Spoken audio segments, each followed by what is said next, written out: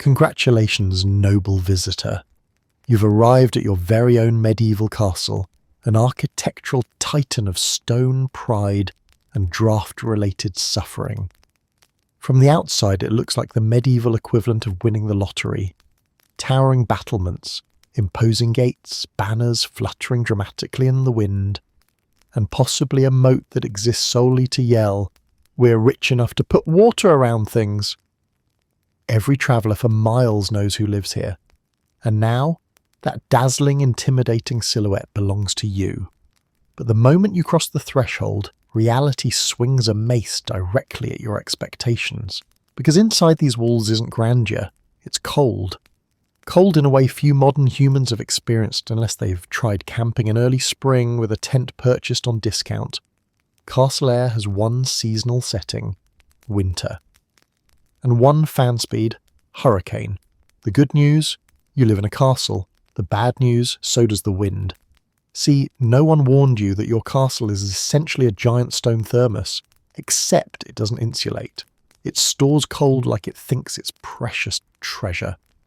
The walls are thick enough to stop an invading army, but apparently not thick enough to prevent every gust from the neighbouring kingdom from slipping under your door. And as you walk deeper inside, you quickly realise something alarming. All the fireplaces combined still produce roughly the warmth of a single enthusiastic candle. Hello, travellers. Histories do not always need to be boring. You can rest here and listen to hilarious histories to drift off to sleep. Before we continue, leave a comment to let me know when and where you are listening to this, and hit the subscribe button, but only if you enjoy what I do here. Let's begin. You'd think the hearths, massive, soot-blackened, big enough to roast an entire unfortunate boar, would transform these rooms into cosy dens of medieval comfort. But because the chimney designs are less efficient engineering and more upward hole, most of the heat escapes immediately. The smoke, however, does not. It clings to the ceilings like it pays rent. This means every room holds the permanent aroma of forest fire with notes of damp wool and the subtle ambience of a fog machine someone forgot to turn off. But perhaps the most jarring adjustment is the acoustics. Castle's echo. Every step bounces around the chamber like it's auditioning for the role of haunting footsteps number 3 in a horror film. When you shut a door, the sound travels down the hallway, around the bend, through 2 staircases, and politely taps the shoulder of someone 3 floors up. Whisper something scandalous in the courtyard. Congratulations! There's now a 74% chance a servant polishing armour inside heard the entire thing. Essentially, your castle provides the privacy of a tin can. Then there's the lighting. By day, sunlight trickles through windows that were clearly chosen based on how inconveniently small they could be, while still technically existing. Medieval architects were not prioritising brightness, they were prioritising arrow-resistant. That means your living quarters are bathed in a soft, moody glow that makes everything look like it belongs in an oil painting featuring a doomed duke. At night, candlelight.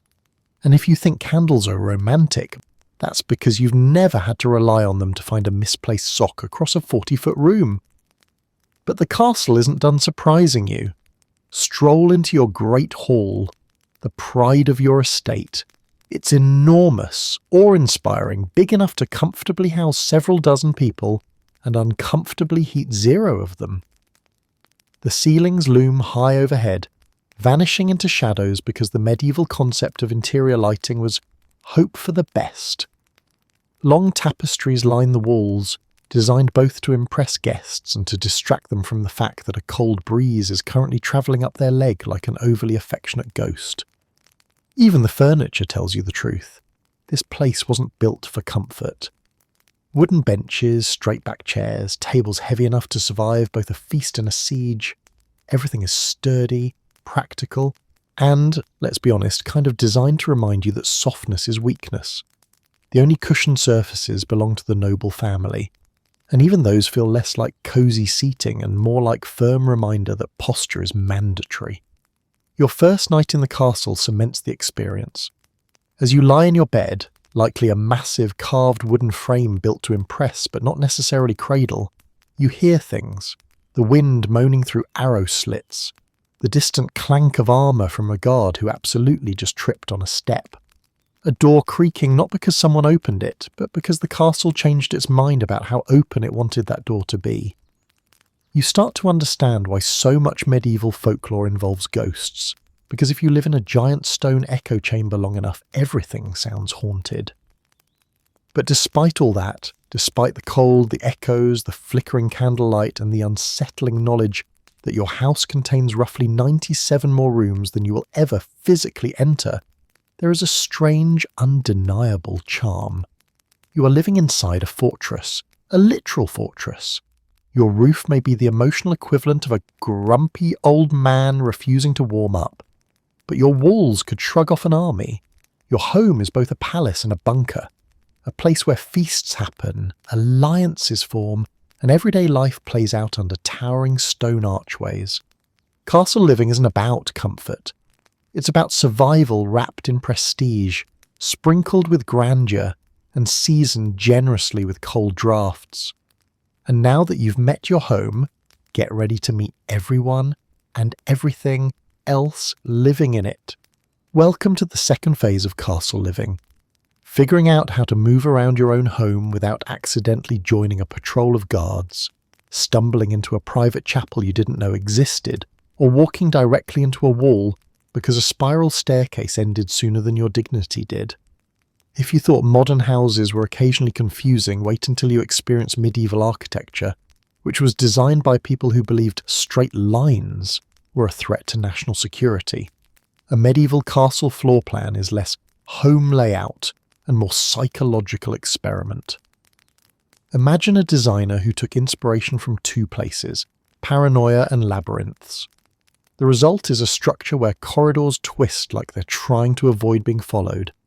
Staircases lead to rooms that no one has entered since last century, and courtyards appear without warning like they were teleported in by accident. This design was intentional, half defensive strategy, half architectural chaos, and it made castle residents experts in pretending they absolutely meant to walk into the wrong room. The first thing you notice is the corridors. They do not go where you expect. They curve, bend, narrow, widen, dip, and occasionally end in sudden, unreasonable decisions. Some lead to important rooms, some lead to storage spaces that contain 3 rusty buckets and a forgotten shoe. Some lead directly to tiny arrow-slit windows, as if the corridor suddenly remembered it was supposed to be outside instead of inside. If you ever wanted to know what it feels like to question your spatial awareness daily, a medieval castle provides that experience free with purchase. Then there are the staircases, medieval architects' favourite method for creating both confusion and cardio.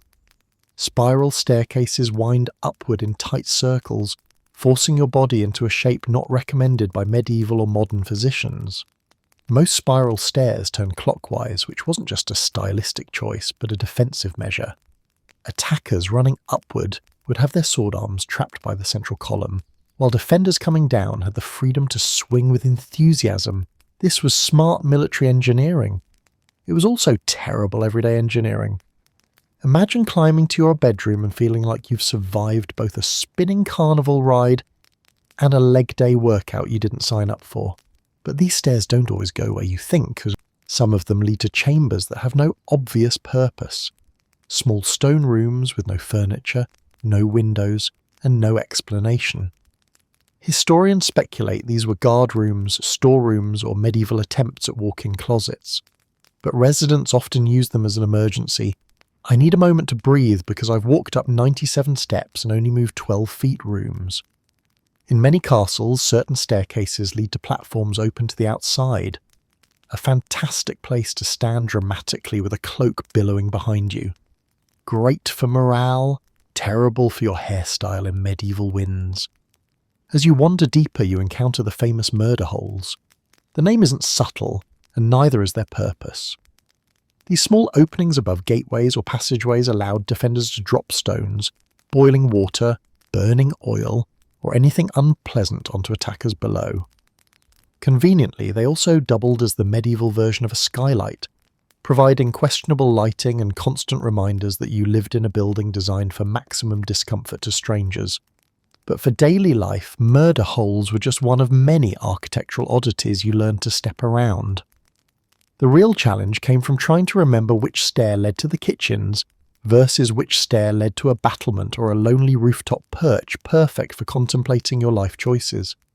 Nobles regularly got lost in their own homes, and so did visitors, servants, and occasionally entire hunting parties who wandered in looking for the latrine and emerged in the stables.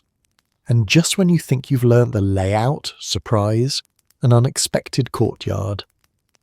Medieval courtyards were sprinkled around castles like someone was playing architectural hopscotch.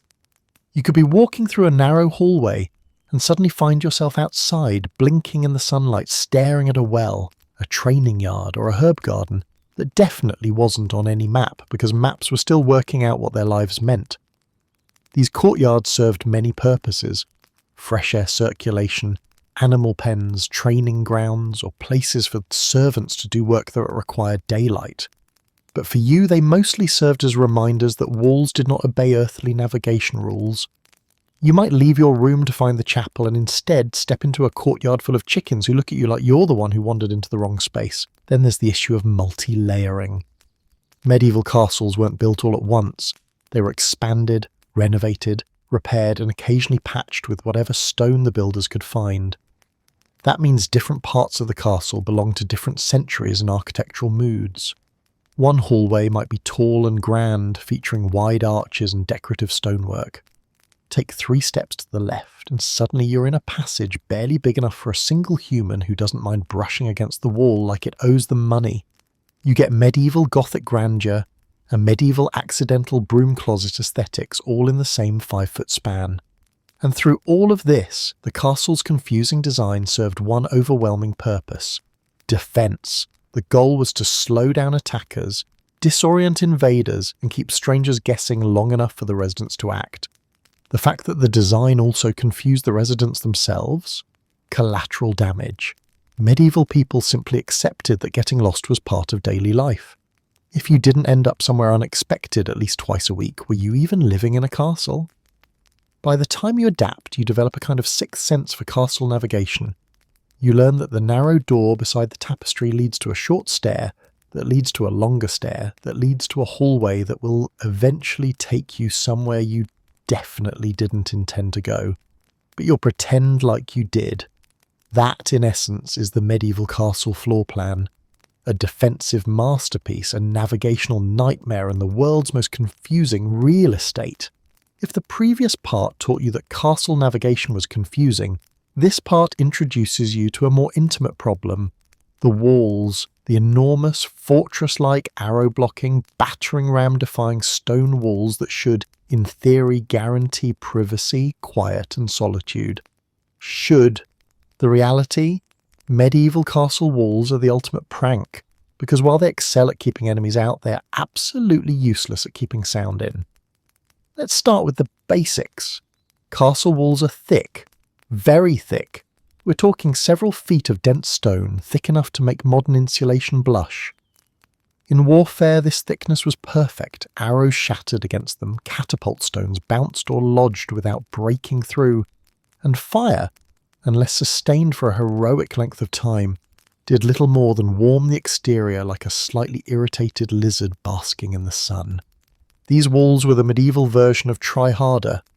Inside, however, the moment you start talking, the castle transforms into a medieval megaphone. You might think that stone density would trap sound, but no, stone is a phenomenal sound reflector. Instead of absorbing noise, it gleefully bounces it around the room like it's participating in the world's coldest game of table tennis. Whisper in a corridor and the sound doesn't disappear. It takes a scenic tour along the wall, through the archway, and into the ears of a person who is absolutely not meant to hear it. Sound travels through a castle with all the subtlety of a drunken minstrel. The result is an acoustic environment so chaotic that you can hear 2 people arguing in a distant chamber, but not the servant standing 5 feet behind you, asking if you'd like more wine. Echoes roam freely through great halls, bouncing off surfaces like they've been given full permission to misbehave. A single sneeze can travel from the kitchens to the battlements with surprising clarity, causing guards to glance around suspiciously, wondering if someone is allergic to incoming danger. But gossip, oh, gossip, absolutely thrives in this environment. A medieval castle is basically an involuntary podcast network. You and your neighbours may live in separate chambers, separated by stone walls meant to withstand armies, rivers, and time itself. But someone coughing 3 rooms away? Perfectly audible. A noble woman whispering about her cousin's scandalous new romance? Might as well announce it in the Great Hall. Conversations meant to be private had roughly the secrecy of a town crier. This is partly because medieval rooms weren't designed for quiet, personal living. They were large, cavernous spaces with high ceilings and bare stone surfaces, excellent for creating an echo chamber, and terrible for subtle conversation. Add rushes on the floor that only softened footsteps, not voices, and you had an environment where every sound developed a social life of its own. Keep in mind that the castle wasn't filled with soft furnishings the way modern homes are. No plush couches, no thick curtains in every room, no sound-absorbing rugs. Instead, you got wooden benches, bare walls, iron weapon racks, and the occasional tapestry, which helped a little, but could only do so much against the mighty chorus of daily castle noise. Some castles even featured internal passageways behind walls, corridors used by servants to move discreetly or guards to patrol. Great for efficient labour, terrible for privacy. If someone stood behind one of those walls at the right moment, the amplification was uncanny. Imagine telling your spouse something confidential while a servant behind the wall hears every word with the clarity of a bard at the front row of a performance. And because medieval castle culture thrived on information, useful or otherwise, you could expect that detail to travel faster than the courier horse. There are written accounts from the medieval period describing nobles demanding thicker doors, more tapestries or strategically placed wooden screens to muffle sound, not because they cared about comfort, but because they were tired of people accidentally overhearing things that were not meant to be overheard. Did it work? Barely. A tapestry is not a soundproof wall. It's a decorative blanket that whispers, "I tried my best." Another acoustic annoyance, the walls themselves made noise. Stone shifts with temperature, mortar settles, wooden door frames expand and creak. So occasionally you'd hear a sharp crack echo down the hall, and for a moment wonder if something supernatural was happening. Residents grew so accustomed to strange thumps, squeaks, and moans in the walls that many simply labelled it castle sounds, the medieval equivalent of a noisy apartment, and learned to coexist with it. Yet the worst offender of all was the Great Hall, where sound behaved like a mischievous spirit let loose. Because these spaces were so huge, high ceilings, stone floors, towering archways, every voice multiplied. Even simple conversation ricocheted around the hall. Soldiers sharpening weapons created metallic soundtracks. Dogs barking became dramatic alarm calls. Children playing turned into a symphony of chaos. If someone started laughing loudly, the echoes could last long enough to make newcomers wonder if an entire choir of invisible jesters had joined in. Despite the chaos, castle inhabitants adapted. Nobles learned to lean closer when speaking, protecting secrets not from eavesdroppers but from the walls themselves. Servants whispered only when inside small side chambers. Important discussions took place outdoors in gardens or private walks, where at least the only things listening were birds and perhaps the occasional spy hiding in a bush, arguably less intrusive than the eco-friendly architecture indoors. In the end, castle walls were perfect symbols of medieval life, impressive, imposing, and full of surprises. They protected you from enemies but shared your private conversations with half the household. They kept your home standing for centuries but allowed sound to travel like it had unlocked fast travel. Living within these walls meant accepting that privacy was a concept, not a guarantee, and that every whispered rumour had a 60% chance of becoming public knowledge by dinner. Step into the medieval Great Hall and prepare yourself, because this isn't merely a room, it's an entire ecosystem, a swirling, echoing, endlessly active environment where meals, politics, entertainment, chores, gossip, and the occasional dog riot all occur simultaneously. If the castle were a human body, the Great Hall would be its beating heart. Loud, smoky, unpredictable, and very likely to give you a headache by midday. From the moment you enter, the first thing you notice is the sheer size of the place. It's vast. A cavernous stone chamber stretching upward toward rafters so high they may as well be preparing for bird migration season. The ceilings disappear into shadows because medieval lighting was less bright illumination and more, let's hope these candles hold out. Sunlight trickles through windows, but it barely makes a dent in the dimness. In the evening, the flickering glow of torches and the fire in the central hearth illuminate everything with the aesthetic of a medieval rock concert. Dramatic, chaotic, and slightly smoky. The hall is the castle's main event venue. Office, cafeteria, living room and courtroom all rolled into one. Meals alone transform the space into a symphony of activity.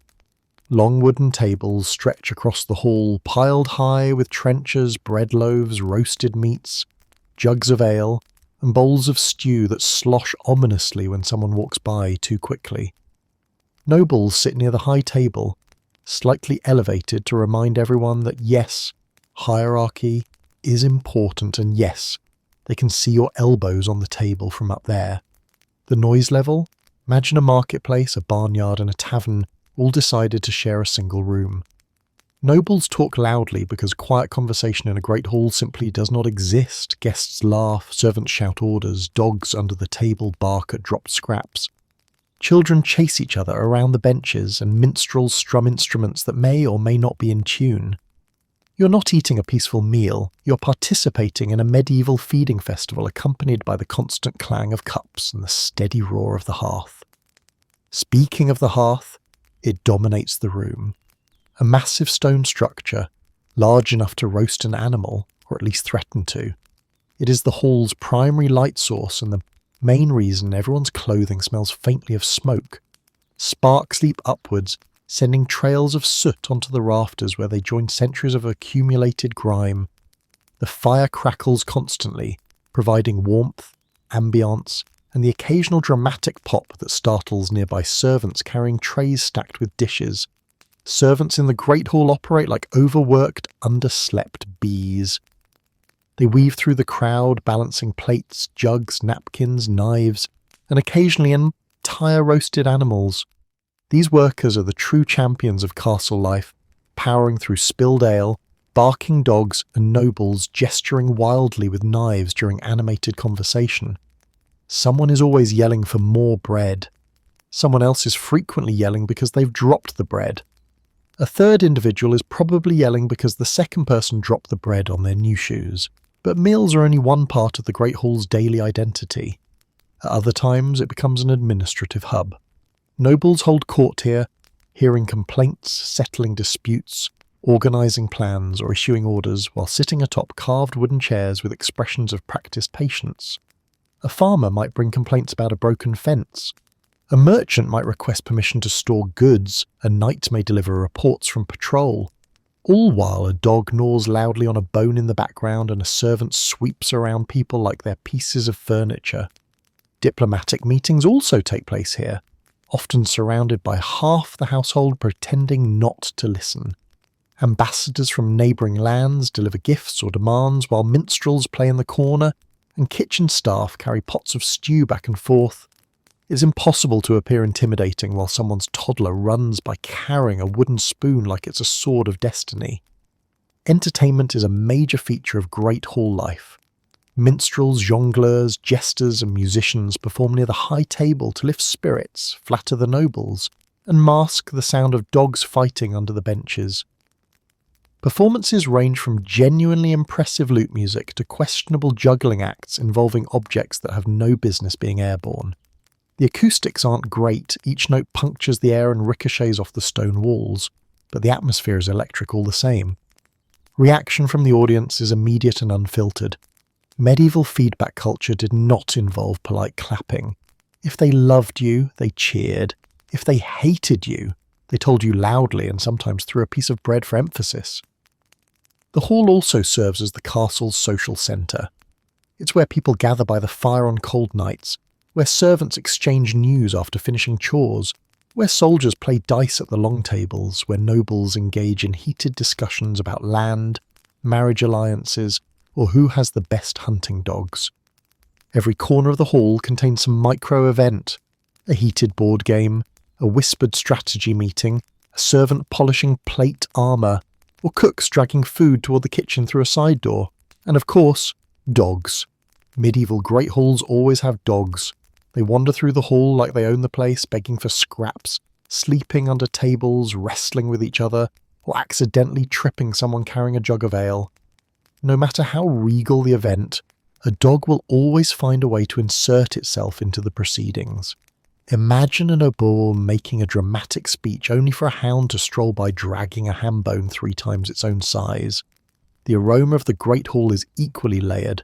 Roasted meat, burning wood, spilled ale, wet dog, old rushes, fresh bread, and the faint lingering scent of whatever spice the cook managed to get that month. It is not unpleasant, but it is certainly memorable. By the time the day winds down, the great hall shifts roles once again. The fire dims, servants sweep the rushes into piles, dogs curl up under benches, minstrels pack their instruments, nobles retire to their chambers.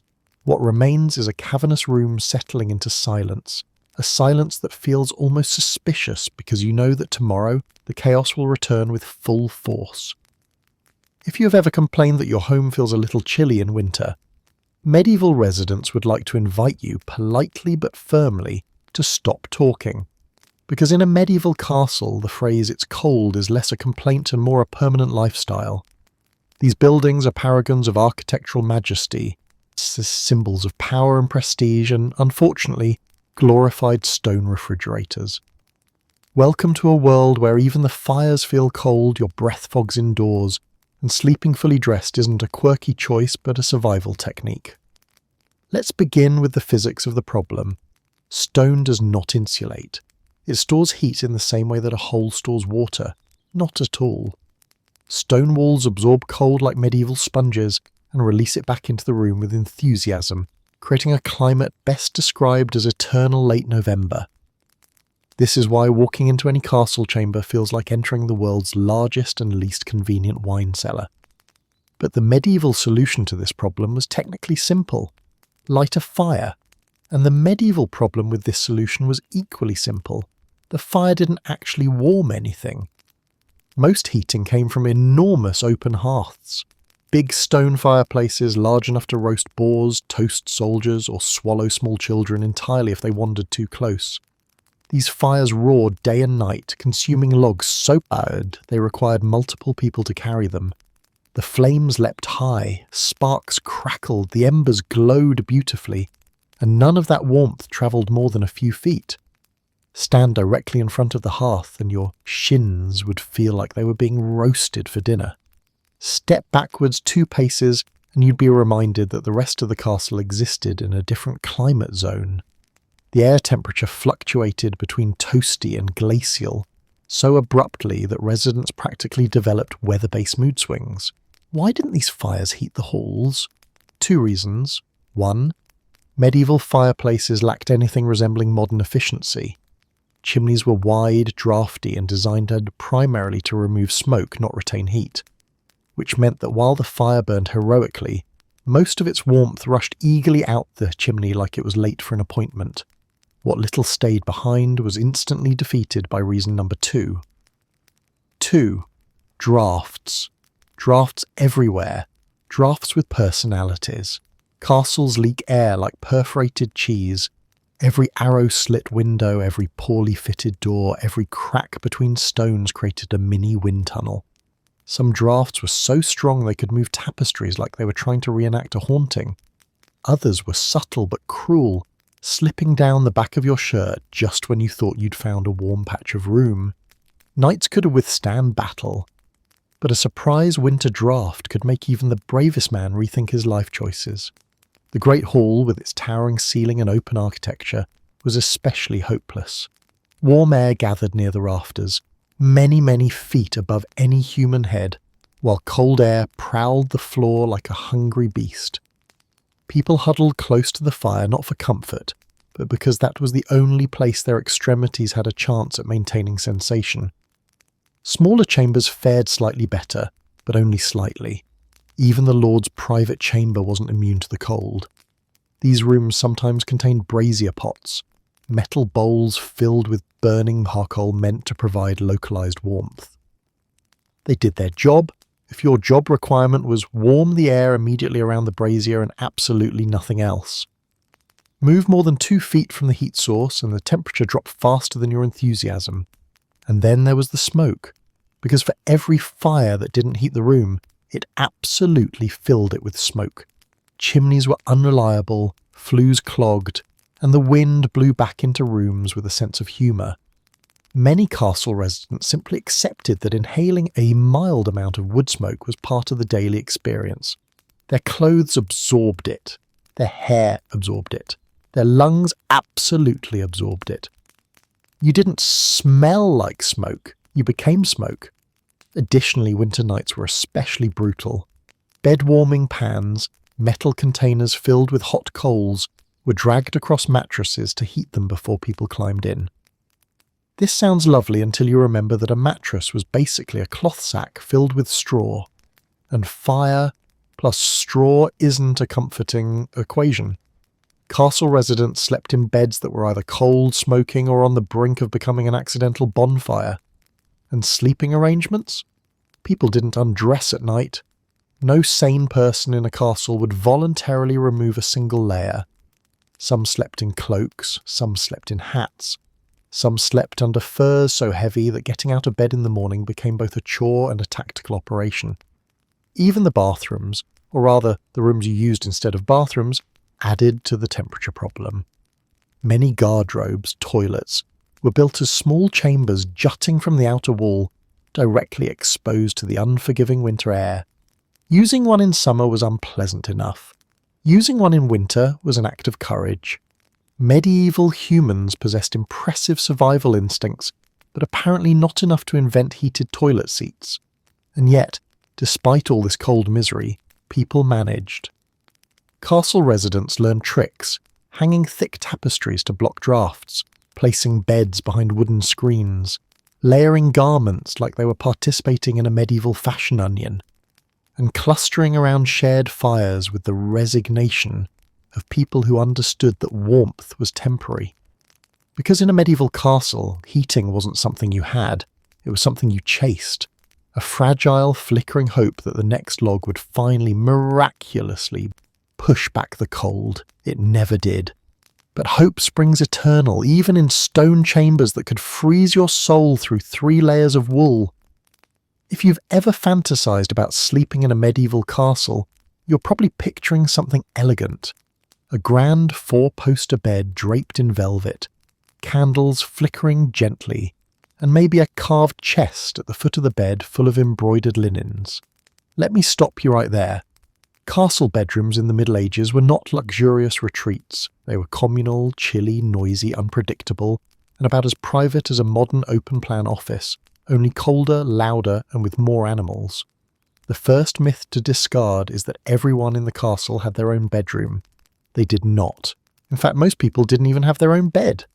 The concept of sleeping alone was considered wildly inefficient. If you weren't sharing a bed, you were wasting warmth, space, and perfectly good mattress real estate. Nobles, they sometimes shared beds with family members, close companions, or even guests if necessary.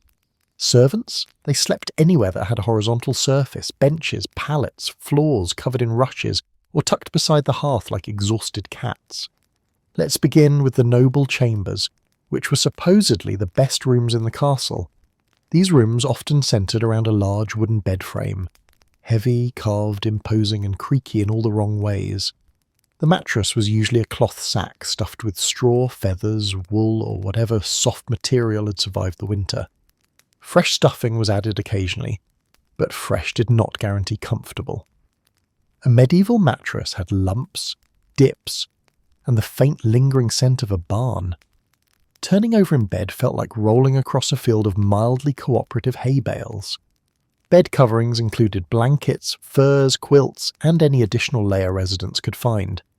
Waking up without frost on the blankets was considered a victory. But even with all these layers, warmth was elusive. Drafts slipped into these chambers through unshuttered windows, cracks in the stone, or beneath wooden doors that gapped like they were intentionally inviting the wind in for a social visit. Now, let's address windows. Medieval castle windows were small, sometimes nothing more than slits, because they were built for defence, not ventilation or comfort. When these openings weren't covered with wooden shutters, they let in cold air with all the enthusiasm of a winter storm looking for new victims. Even when covered, the shutters didn't close tightly, which meant residents enjoyed a nightly symphony of chill breezes, accompanied by the gentle flapping of loose shutters knocking against the wall. And if you thought a private chamber ensured, well, privacy, you'd be wrong. The castle workforce operated around the clock, and servants frequently entered rooms to tend fires, refill water, adjust bedding, bring food, deliver messages, or complete whatever urgent tasks nobles mysteriously required at inconvenient hours.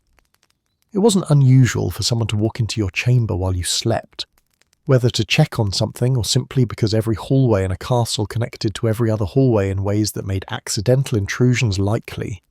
Guards also patrolled continuously, and since noise travelled easily through the corridors, you would hear their footsteps, conversations, and armour jingling long before they ever reached your door. Sleep was rarely a solitary experience.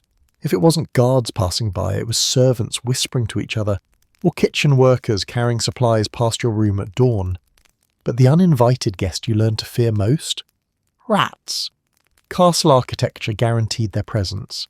They thrived in the cracks of stone walls, in storerooms, under rushes, and in rafters.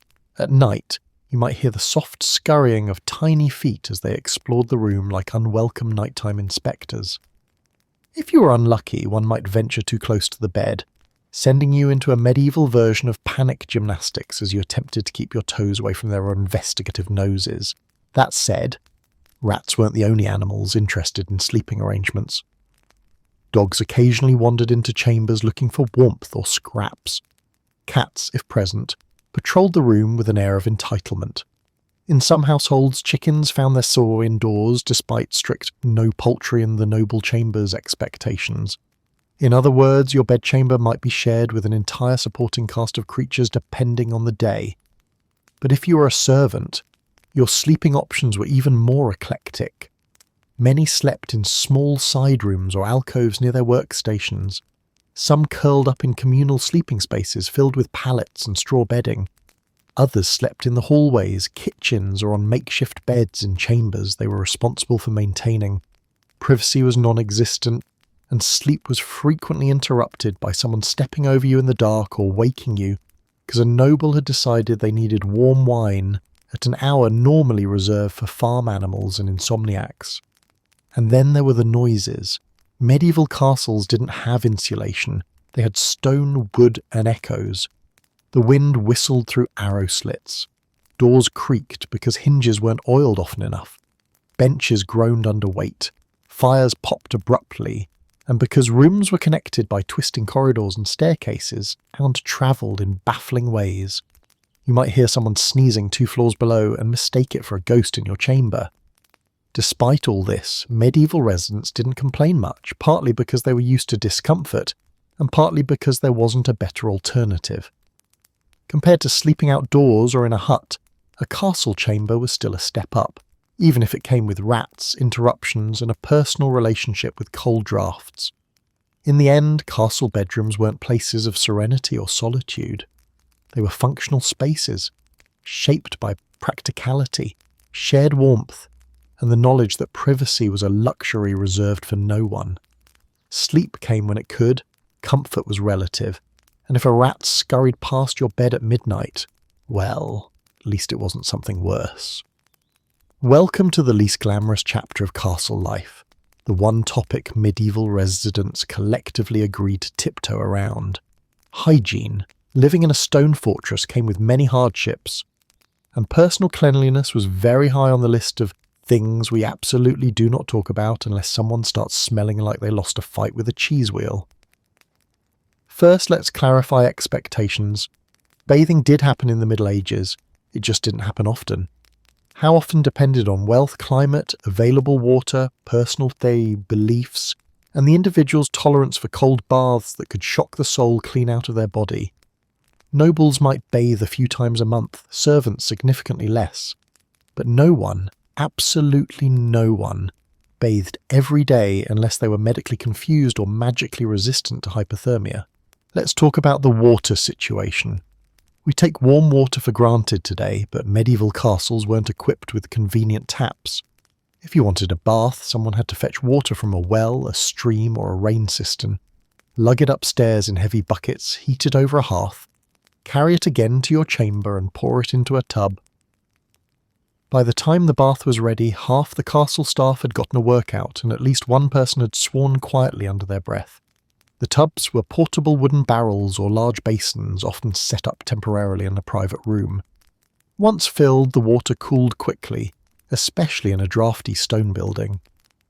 If you weren't one of the first people in the house to bathe, your water temperature was somewhere between icy disappointment and yowling polar bear. Soap existed, but it wasn't exactly the lavender-scented luxury bar your modern nose enjoys. Medieval soap was made from lye and animal fats, which created a cleaning substance that worked reasonably well, but left behind a scent best described as fresh barnyard with notes of experimental chemistry.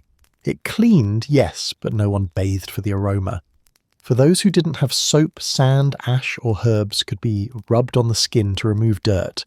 Technically effective, emotionally scarring. Then we come to body odour. Medieval people knew smells existed. They just didn't panic about them the way modern society does. They lived with livestock, fireplaces, damp stone, sweat, wool clothing, rush-covered floors, and kitchens that smelled like a stew married a smokehouse. Human scent was simply another layer of the castle's general perfume. A complex, multi-tiered aroma of life, labour, and please don't think too hard about it. Daily routines focused less on smelling good and more on not being the person who makes someone faint. Washing hands and faces was common. Wiping down with a damp cloth? Also common. Changing undergarments regularly helped, though regularly was very much open to interpretation and the availability of clean linen. Perfumes and scented oils were used, especially by those with means, but these often served as aroma camouflage rather than hygiene. Hair washing was also infrequent. Water was precious, combing was essential, and natural oils were considered normal, even beneficial. Fancy hair oils, braids, fillies, pins, and head coverings helped disguise the fact that washing your hair in winter was basically inviting pneumonia to move in rent-free. And then there were the clothes. Garments were made of wool, linen, and occasionally luxurious materials like silk, but washing wool was a complicated and time-consuming task. Most people, especially nobles, preferred layering and brushing rather than dunking their clothing in water. Linen undergarments absorbed sweat and could be washed more often, acting as a medieval buffer zone between bodies and outer layers. Still, after a day of work, travel, and general life, everyone smelled lived in. Deeply lived in. Smells weren't only attached to people, they were everywhere. The castle itself provided an olfactory experience. The smoke from hearths, the scent of stew wafting from the kitchens, the damp scent of stone walls, the musty odour of stored grain, and occasionally the unmistakable aroma of a chamber pot that hadn't been emptied quite soon enough. Mix that with the presence of animals, horses, hunting dogs, livestock kept inside during harsh weather, and you had a scent profile a modern perfume company would classify under absolutely not. Castle residents became skilled in the art of politely ignoring aromas. You didn't comment when someone smelled like they had spent the day wrestling a sweaty horse. You didn't complain if your neighbour at dinner had the distinct scent of a forge or a smoky kitchen. And you definitely didn't point out that your lord's armour had a lingering note of rusty soldier after a long day on patrol. Herbs offered some relief. People carried bunches of dried rosemary, lavender, mint or sage to mask odours. Rooms might be scattered with fresh rushes, a mix of plants that helped reduce some smells while contributing plenty of their own. Walking through a hall could feel like passing through an herbal experiment that wasn't entirely successful but was trying very hard. Fortunately, medieval expectations for scent were different from ours. People didn't expect each other to smell like fruit orchards. They expected the scent of honest labour, hearth smoke, wet wool, and the occasional whiff of garlic-laden meals.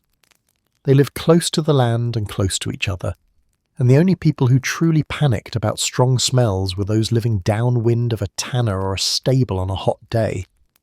In essence, hygiene in a medieval castle wasn't glamorous, comfortable, or fragrant. It was practical, basic, functional, and heavily influenced by the reality that hauling 40 gallons of water up a spiral staircase was nobody's favourite hobby. Of all the architectural wonders inside a medieval castle, the Great Hall, the battlements, the chapel, none is spoken of with more hushed dread than the mighty garderobe, the medieval toilet. A place of solitude, yes, but also a place where dignity, temperature, and occasionally one's will to live went to die. Because if you think castle life was cold, loud, or smelly elsewhere, you haven't met the room specifically built to combine all three. Let us begin with the layout. The garderobe was usually a small stone chamber attached to the outer wall of the castle, built like a tiny balcony with one crucial difference. Instead of offering views, it offered a vertical drop. Inside, there would be a simple wooden or stone seat with a hole carved in it. Beneath the hole was a shaft, sometimes narrow, sometimes wide, always ominous, that plunged down the castle's exterior. It was essentially a medieval trash chute, except instead of broken pottery and food scraps, the trash was, well, you.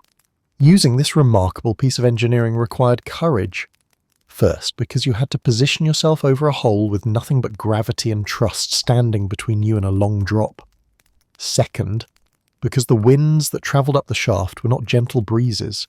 They were icy, vengeful winter blasts determined to punish you for answering nature's call. Sitting on a garderobe in January was an experience that could convert even the most stubborn individual to religion. Many a person sat down expecting relief and instead received an unexpected full-body freeze that jolted them awake with the force of divine judgment. Then there were the smells. Waste dropped down the shaft and collected at the bottom, often landing in a cesspit or, more dramatically, straight into the castle moat. And if you're wondering whether the moat smelled delightful, absolutely not. If anything, the moat was the medieval world's most effective burglar deterrent, not because it was difficult to cross, but because absolutely no one wanted to get close to it. It was a water feature only in the loosest sense of the term. More accurately, it was a swirling, murky mixture of unfortunate life choices and the ghosts of meals past. This smell did not politely stay outdoors. Oh no, it drifted upward, travelled through those same ingenious shafts and introduced itself boldly to anyone who dared use the garderobe. Medieval residents did what they could, herbs, rushes, aromatic branches, but nature was stronger. This was a losing battle between fragrant leaves and the accumulated output of an entire household. Still, despite its horrors, the garderobe was considered a technological triumph. Many earlier societies lacked any indoor alternative at all. Compared to squatting behind a bush with wolves watching, a room with a door and a hole was positively luxurious. And in fairness, castle builders did include clever features. Some garderobes had double seats so two people could use them at once. Medieval efficiency at its finest. A few had chutes angled to direct waste away from walls, and some were even cleverly positioned above running water so that nature could flush the shaft. Well, sort of. This system was less flushing, and more hope the river does the heavy lifting. The dangers of the garderobe weren't merely sensory. Physical hazards lurked as well. For example, the wood of the seat could rot over time, and if you weren't careful you could find yourself unexpectedly plummeting into the shaft. A humiliation so complete that medieval chroniclers didn't even bother writing about those who suffered it. A fall into the cesspit was the Middle Ages equivalent of your life has hit rock bottom. There was also the matter of unwanted visitors. Since the garderobe shaft was technically a chute that opened to the outside world, it provided an entry point for the ambitious. Rats, insects, birds, and occasionally thieves considered the shaft a viable access route. You might settle down for a moment of peace only to hear a worrying, scrabbling noise below, followed by a tail, wing, or hand attempting an ill-timed entrance. Imagine using the toilet and discovering a burglar shimmying up the same route, a scenario capable of ruining multiple lives at once. Then there were the accidental drops. Users often brought belts, purses, knives or keys into the garderobe, and these frequently slipped down the shaft with tragic finality. Losing an item down a medieval toilet wasn't just inconvenient, it was permanent. There were no retrieval missions, no one was being paid enough to climb into that pit. If your favourite dagger fell down the hole, you grieved it, replaced it, and thanked the stars it wasn't you that took the plunge. But perhaps the most remarkable aspect of garderobes is that despite their discomfort, people used them without complaint. They accepted the cold blasts, the lingering scents, the unsettling noises, and the architectural risks because the alternative, dealing with chamber pots all day, was worse. Also, privacy was rare, and the garderobe was one of the few places where you could momentarily sit without 3 other humans needing your attention. Still, for all its flaws, the garderobe did what it needed to do. Keep waste away from living areas. It wasn't elegant, it wasn't fragrant, and it definitely wasn't warm. But it helped castles function, and it gave historians centuries later something to gasp and laugh about. And when you think about it, that's medieval engineering in a nutshell: practical, questionable, and unforgettable. If there is one place in the medieval castle that refuses to participate in the castle-wide temperature war, it's the kitchen. While the rest of the fortress feels like it's preparing to host the Winter Olympics, the kitchen operates in the opposite direction. More volcanic eruption than stone refrigerator. It is the only room in the castle that provides genuine warmth, and medieval residents flocked to it like moths to a candle. Unfortunately, it was also one of the most dangerous places ever designed.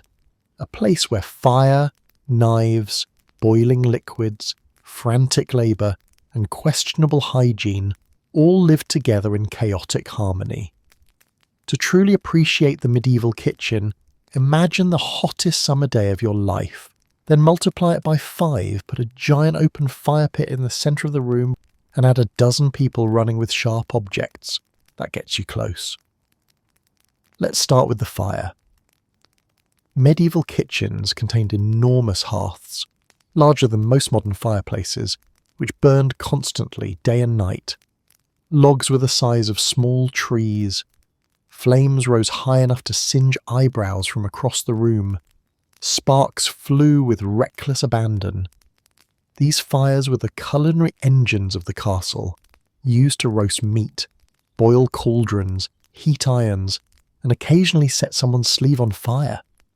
The heat was intense enough that stepping too close felt like sticking your face into a dragon's exhale. Cooking pots were hung on iron cranes over these infernos, massive metal kettles filled with soups, stews, porridges, or whatever the cook could throw together. These cauldrons didn't simmer, they bubbled aggressively, threatening to splash excitedly at anyone who dared to stir them. Burns were not rare. In fact, medieval cooks kept burn scars the way modern chefs keep tattoos. Symbolic badges of their profession, each one with a painful backstory. But the heat source alone wasn't the primary danger. The kitchen itself was laid out like an obstacle course designed by a person who had never heard of workplace safety. Narrow pathways forced staff to squeeze past each other, carrying trays, boiling pots, knives, sacks of flour, baskets of vegetables, or entire animals awaiting roasting. At any given moment, someone was yelling, "Hot pot coming through!" while someone directly behind them shouted, "Move, I'm carrying the goose!" Floor conditions did not help. Kitchens often had stone or packed earth floors coated in spilled grease, splashed water, vegetable peels, ash, and the occasional chicken feather. Slipping was a daily risk. Falling near an open flame? A guarantee your co-workers would rush toward you screaming, not out of compassion, but because no one wanted the stew to burn if you fell into it. Ventilation? A dream. Kitchens were smoky, hazy, and tear-inducing. The fireplaces drew some of the smoke upward, but some does a lot of heavy lifting in that sentence. The rest drifted lazily around the room, stinging eyes, coating walls in soot, and occasionally making a cook sneeze so violently they dropped an entire tray of bread. Let's talk about the workforce. The medieval kitchen was staffed by cooks, scullions, bakers, spit boys, young workers who turned roasting spits for hours, pot scrubbers, water fetchers, and an endless stream of servants carrying dishes to and from the great hall. It was a carefully choreographed ballet of chaos. Everyone had a job, everyone yelled instructions, and no one stood still long enough to fully understand what was happening around them. And while all this movement happened, meat roasted on skin spits, huge haunches of boar, deer or beef, sizzling slowly as fat dripped into the fire, causing dramatic flare-ups. The spit boys turned the meat continuously, their arms aching, their faces flushed and their souls re-evaluating how much they were being paid, which was rarely enough. Failure to turn the roast evenly resulted in burned patches, and medieval nobility frowned deeply upon burned patches. Food preparation in the medieval kitchen was not what we would call sanitized. Raw meat and cooked meat often shared the same table. Vegetables were rinsed, but only after the cook flicked off any visible dirt. Flour was sifted, sometimes revealing bonus protein in the form of insects. Fish arrived fresh, but still expected staff to scale and gut them on the same surfaces used for kneading dough. And no one had invented temperature control. Food sat out for hours, sometimes days. The kitchen was not just a source of meals, it was a thriving petri dish that happened to be on fire. But despite the questionable sanitation, medieval cuisine could be impressive. The kitchen produced elaborate feasts with pies shaped like animals, towers of bread, spiced dishes, whole roasted birds, pastries, sweetmeats and sauces pounded together with mortar and pestle. These creations required skill, coordination, and the ability to withstand blistering heat while avoiding collisions with 12 other people. Above and beyond the main kitchen, castles often had additional specialised rooms: the dairy, milk, cheese, butter, the pastry room, dough and baking, the larder, the meat storage, the pantry, bread and utensils, and the boiling house, large-scale cooking. All these spaces were connected by hallways that became congested highways during mealtimes. Servants rushed in and out with the urgency of people who understood that a hungry lord was a dangerous creature. But for all its peril, the kitchen was beloved. It was the warmest place in the castle, filled with food smells, bright with firelight, alive with energy. People lingered there during winter mornings, warming frozen fingers near the hearth while gossiping with cooks. Children sneaked in to steal scraps. Dogs hovered hopefully. Cats patrolled smugly. And even the lord or lady might appear occasionally to check on preparations, or more likely to sneak a taste. In the end, medieval kitchens were chaotic, plotting dangerous and decidedly unregulated. But they were also the heart of castle life, where meals were transformed into memories, where warmth radiated outwards, and where everyone, no matter their rank, eventually found themselves drawn by the irresistible aroma of roasting meat. Food in a medieval castle lived in a strange space between shockingly impressive and culinary roulette. On good days, meals were hearty, filling, and sometimes even delicious. On bad days, they were experiments that tested the limits of human digestion and hope. Because when you're eating in a vast stone fortresses with limited preservation methods, unpredictable supplies, and a kitchen staff competing daily against physics, the results tend to vary. Let's begin with the staple of the medieval diet: bread. Bread was life. Bread was currency. Bread was the medieval world's emotional support carb. Every meal, from noble feasts to humble breakfasts, relied on it. But bread quality depended heavily on status. Nobles ate fine white loaves made with sifted flour, soft and fluffy enough to make peasants cry. Servants and labourers, on the other hand, ate coarse brown bread full of grains, husks, and the occasional unintentional pebble. If you chipped a tooth on your loaf, it was considered a normal part of the dining experience. Next came stews and pottages, the unsung heroes of castle cuisine. These were warm, filling, and endlessly customizable being medieval code for we throw in whatever hasn't spoiled yet. A pot might simmer all day, absorbing flavours from onions, herbs, root vegetables, or dried peas. Meat was added if available. If not, the stew soldiered on without complaint. Medieval cooks operated on the belief that a pot of stew never truly died. It simply evolved as new ingredients were added. Some castle stews had reputations older than certain members of the household. Then there was meat, a prized part of the medieval diet, especially for nobles. Beef, pork, mutton, venison, rabbit, goose, and occasionally swan or peacock decorated noble tables.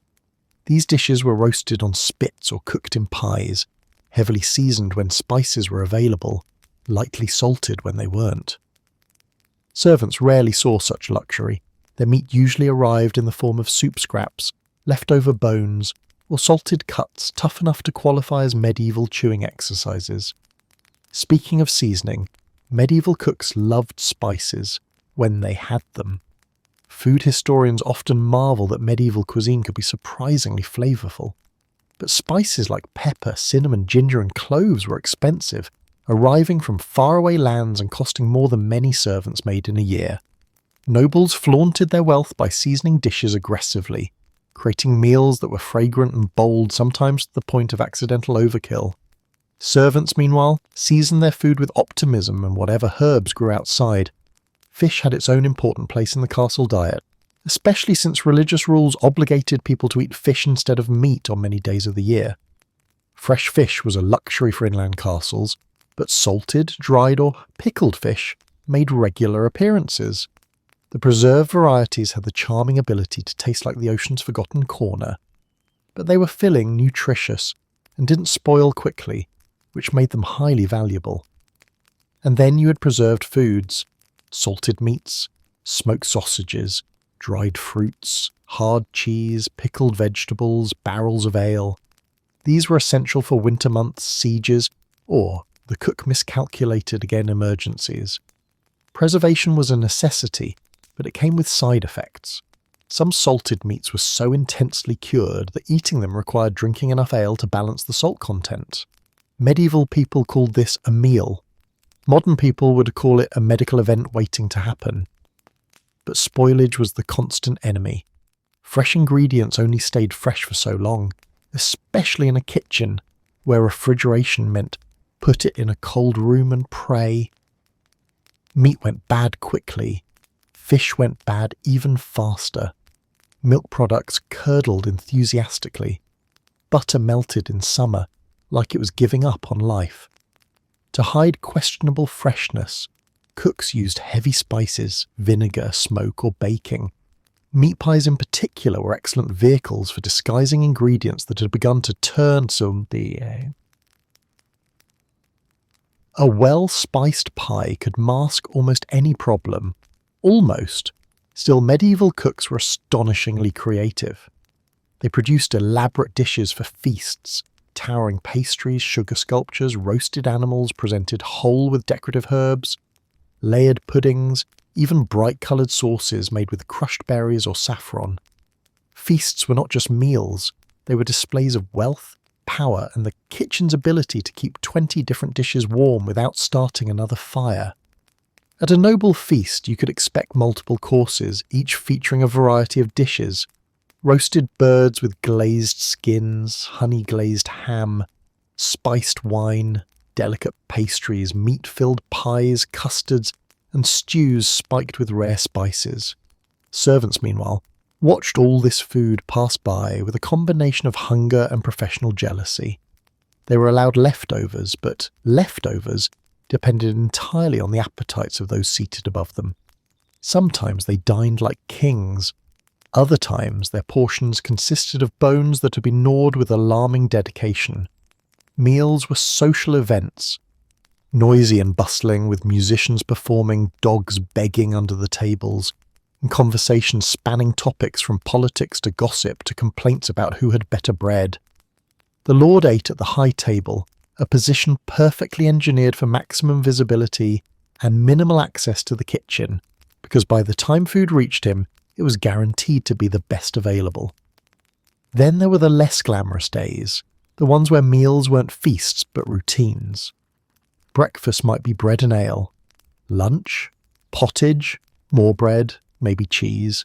Dinner, hopefully something that didn't smell suspicious. Over time, castle residents accepted the unpredictability of their meals with the resigned endurance of people who had no other options. Food in a medieval castle could be hearty, satisfying, and surprisingly inventive. It could also be burnt, bland, oversalted, underspiced, or a creative attempt to hide the fact that something had definitely expired. But whatever the quality, castle food kept the household running, the servants busy, and the lord's table impressive enough to intimidate guests. If you've ever opened your tap, filled a glass, and taken a sip without hesitation, congratulations, you are living in a modern miracle. Medieval castle residents, on the other hand, approached water with the same caution you might use when handling a mysterious container labelled "Do Not Shake." Water was essential, but getting clean water, that was a daily act of bravery. Let's start with the castle well, the medieval household's most precious asset. A good well was life, a bad well was sickness. And a contaminated well meant the household was about to develop a very close relationship with diarrhea. Wells were usually dug deep into the courtyard or inside a fortified structure to protect them from siege attacks. But protected from arrows didn't mean protected from everything else. Wells could easily collect runoff, debris, and more unsettling things. Rain-washed dirt and animal waste into the ground, storm-stirred sediment, and sometimes, because fate has a dark sense of humour, animals fell in. Many medieval wells had at least one tragic story involving a goat who met its watery end and heroically flavour-infused the water supply for weeks. If the well wasn't reliable, the next option was cisterns, which collected rainwater from roofs. This was brilliant in theory, free water delivered by the sky. But medieval roofs were not spotless. Birds contributed their own blessings, as did whatever debris blew in. Cistern water often sat still for long periods, developing a suspicious green-brown tint and a thriving community of things best left unidentified. Castle residents boiled this water when possible, but boiling takes fuel, and wood was precious. So sometimes people simply held their breath, said a prayer and drank it anyway. Beyond the walls, rivers and streams offered additional water sources, but even these were questionable. A stream near a castle often doubled as a medieval freeway of filth.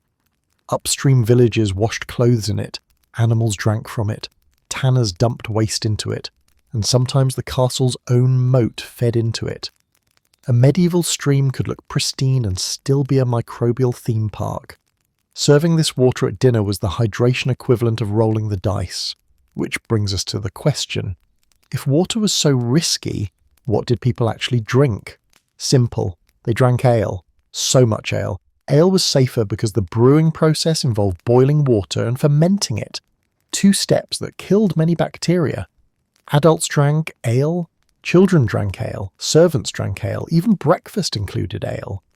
And before you imagine medieval people stumbling around constantly drunk, note this. Small ale, the everyday drink, had a very low alcohol content. You'd need to drink an entire barrel to feel tipsy, and even then, you'd mostly just feel full and slightly gassy.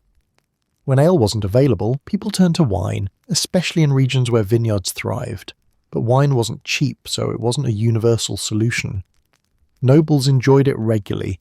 Servants occasionally caught a whiff of it before returning to their beloved barley brew.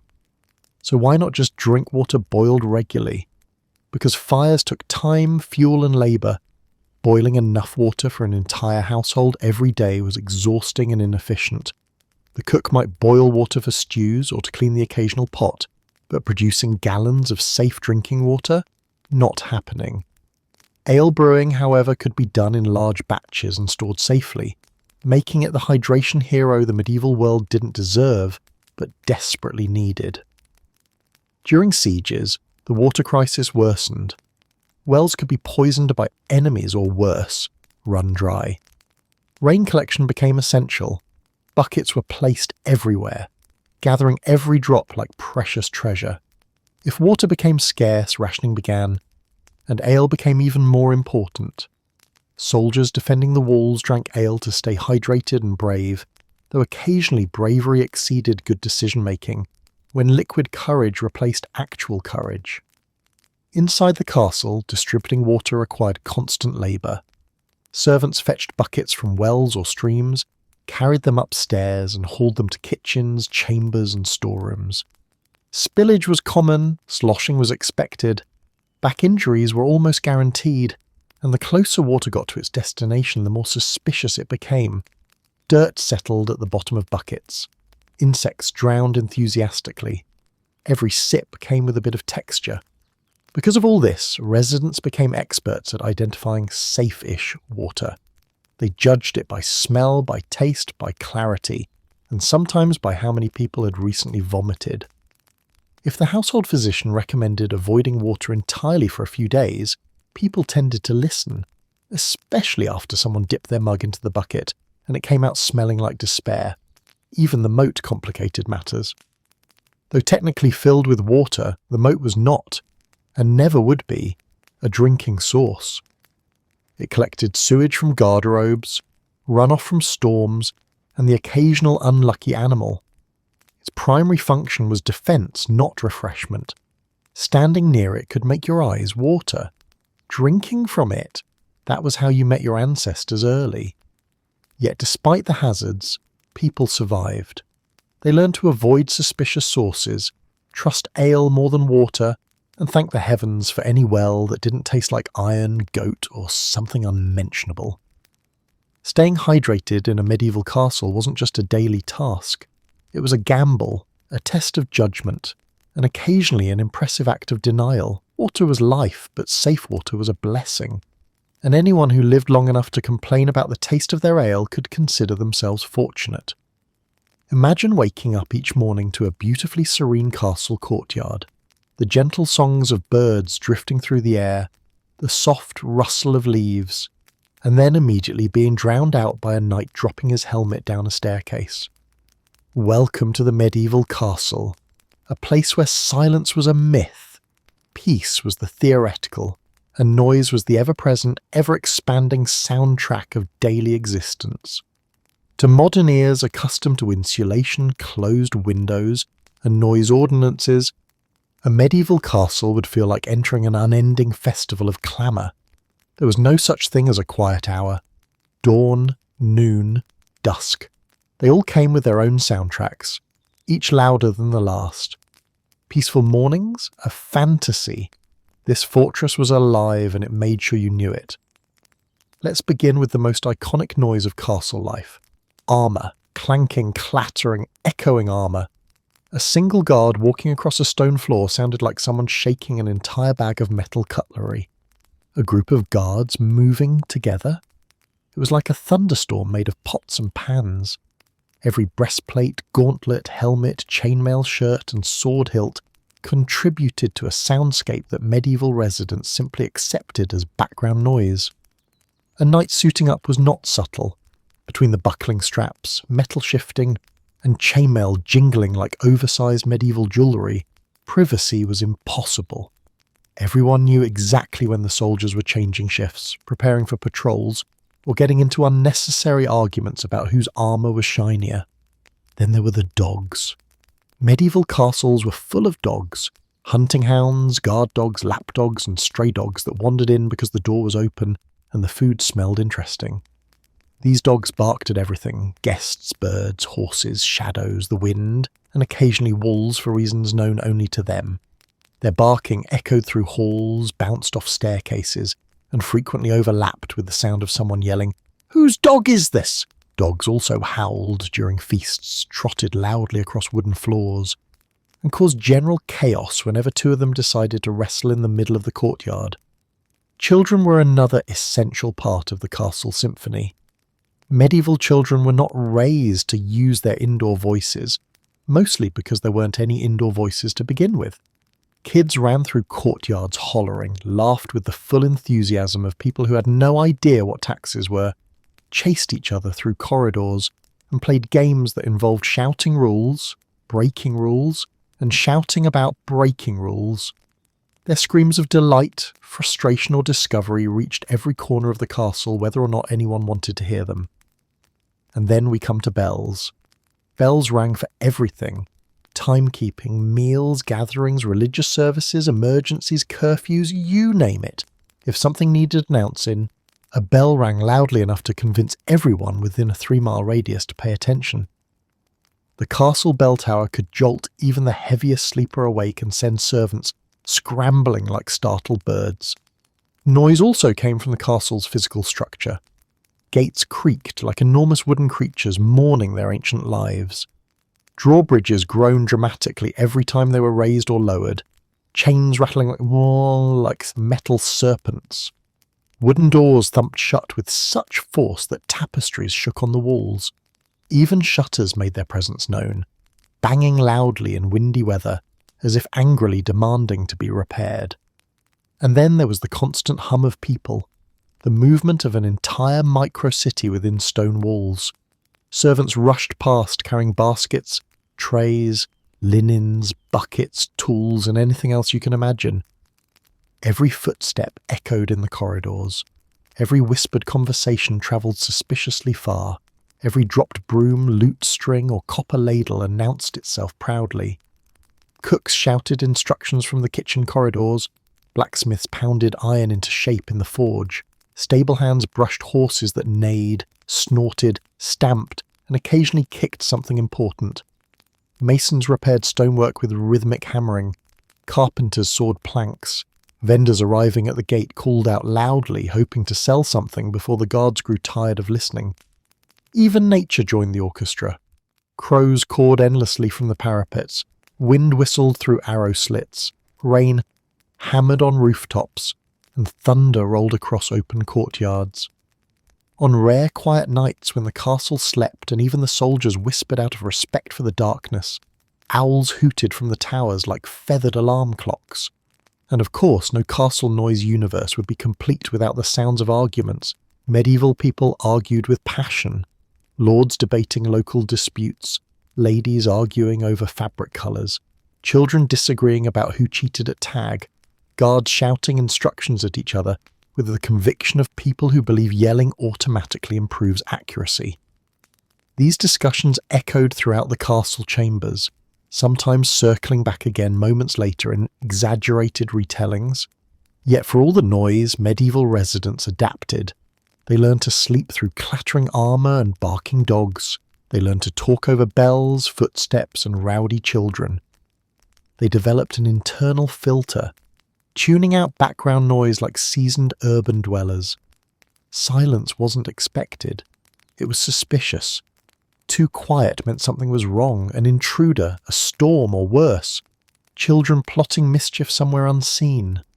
Ultimately, a medieval castle was not a tranquil refuge. It was a living, breathing organism that communicated through sound. The noise was proof that people were working, eating, training, cooking, cleaning, repairing,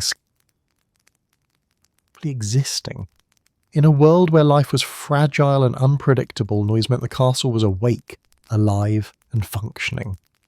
If you thought the medieval castle's biggest threats were invading armies, political intrigue, or falling off a staircase because it ended 3 steps earlier than expected, think again.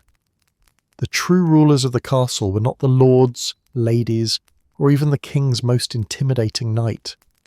No, the real overlords were tiny, numerous, relentless, and unbothered by social hierarchies. The pests. Living in a medieval castle meant accepting that you shared your home with a thriving, bustling, entirely unpaid ecosystem of fleas, lice, rats, mice, flies, and various other creatures that modern exterminators would faint upon seeing. These weren't occasional nuisances. They were permanent residents who treated your castle like a luxury resort built exclusively for their enjoyment. Let's begin with the tiny tyrants of medieval life, fleas. Fleas were the ever-present, ever-jumping curse of castle living. They lived in rushes on the floor, in straw-filled mattresses, in blankets and clothing on pets, on people, and occasionally in people's feelings. You could be dressed in your finest garments, attend a feast in the great hall, and still spend half the night subtly scratching like you were trying to communicate in Morse code. Fleas thrived in castles because castles had everything they loved. Animals, warmth, well, pockets of warmth, fabric, straw, and human hosts who didn't bathe often enough to discourage them. If you sat on a bench too long, fleas considered it an invitation. If you lay down in a bed, they considered it a buffet. Medieval fashion often included multiple layers of clothing, not only for warmth, but also because fleas were going to attack either way, and at least extra layers gave you psychological protection, however imaginary. Where fleas went, lice followed. Head lice, body lice, and sometimes even the particularly unpleasant clothing lice, all happy to join the party. Lice were such a universal part of life that people treated them with the resigned acceptance of someone being handed a chore they never asked for. Combs existed specifically to remove them. Fine-toothed bone combs were common among nobles and servants alike, not for style, but for battle. Parents nitpicked their children, lovers nitpicked each other, and servants nitpicked themselves in corners, silently negotiating their life choices. Hair coverings, hoods, hats, veils, and coiffes were not merely fashionable, they were barriers. A stylish barrier, yes, but a barrier nonetheless. If your head was covered, lice had more steps to overcome before reaching their new home. Unfortunately, lice were determined creatures, and medieval residents found themselves fighting an endless war where the enemy multiplied faster than anyone could comb. But fleas and lice were merely the warm-up act. The real headliners of the castle infestation scene were the rats and mice, the miniature mammalian landlords who believed the entire fortress existed purely as their personal theme park. Rats lived in walls, rafters, cellars, kitchens, storerooms, and anywhere grain, crumbs, or interesting smells existed. And interesting smells existed everywhere. Rats gnawed through sacks of flour, stole bread, chewed candles, and conducted midnight raids on anything edible. They had no fear. You could chase them with a broom and they would simply stare back as if to say, "Bold of you to assume this is your castle." Mice were less bold but more numerous. They scurried across rush-covered floors, darted through hallways, and popped into rooms with the chaotic energy of creatures who knew no one could stop them. Cats helped, of course, when they felt like it. A castle cat could spend an entire morning catching mice and spend the entire afternoon sleeping in a sunbeam, utterly unavailable for pest control. Dogs helped too, sometimes, especially terriers trained for rat hunting. But even with feline and canine assistance, the rodent population survived, thrived, and occasionally held what felt like medieval rodent festivals in the pantry. Still, rats weren't just thieves, they were hazards. They chewed through clothing, bedding, and sometimes important documents. They left droppings everywhere. They spread disease. And worst of all, they made noises at night. Nothing was more unsettling than lying in bed listening to the soft scritch, scritch, skitter of tiny paws in the ceiling, or the unmistakable sound of something furry knocking over a wooden cup in the kitchen. And then there were the flies. In summer, flies turned the castle into an airborne obstacle course. They swarmed kitchens, hovered over food, buzzed around ears, landed on anything remotely edible, and multiplied with alarming enthusiasm. Servants waved them away constantly, performing an exhausting dance that medieval etiquette never acknowledged, but everyone accepted. Flies were particularly fond of feasts, where they performed aerial acrobatics over platters of meat like they were auditioning for a medieval insect circus. Worse still were the seasonal pests, mites, beetles, worms, and larvae that appeared in stored grain or flour. It wasn't uncommon to sift flour and discover it was already alive. The medieval solution? Pick out what you could and keep baking. Food waste wasn't an option, and protein was protein, even if it had sick legs and the enthusiasm. And sometimes, just sometimes, pests arrived in more dramatic forms. Bats snuck through high openings, birds built nests in rafters, spiders hung webs across corners large enough to trap an unobservant noble, and leaking roofs welcomed the occasional frog or two. Medieval people didn't scream, they sighed, relocated the creature, or tried to, and moved on with their day. Despite all this, castle residents rarely complained openly. They accepted pests as part of life, much like drafts, noise, and the realization that their bed was never actually their bed, it was a shared habitat. People kept herbs to repel insects, smoked rooms to discourage rats, and adopted animals for pest control. But eradication? Impossible. At best, you shifted the balance of power slightly in your favour. In the end, medieval castles weren't just homes for people, they were ecosystems teeming with creatures, each determined to claim a small piece of the fortress. Pests were the true long-term tenants, the quiet conquerors, the resilient little rulers who neither paid rent nor respected personal space. In a medieval castle, clothing wasn't just fashion. Clothing was armour against the elements, status on display, and sometimes the only barrier between you and a cold stone bench. But for all its importance, keeping clothing clean was a monumental Sisyphean task. Mud, sweat, smoke, spilled ale, kitchen grease, animal hair, and the unidentifiable stains that medieval life produced on an hourly basis meant clothes needed washing far more often than anyone wanted to admit. And laundry? Laundry was not a chore. Laundry was an expedition. Let's begin with the landscape. Medieval clothing was made from wool, linen, and, if you were rich enough to have opinions on the matter, silk. Linen was breathable and comfortable but stained easily. Wool was durable and warm but absorbed odours like a medieval sponge.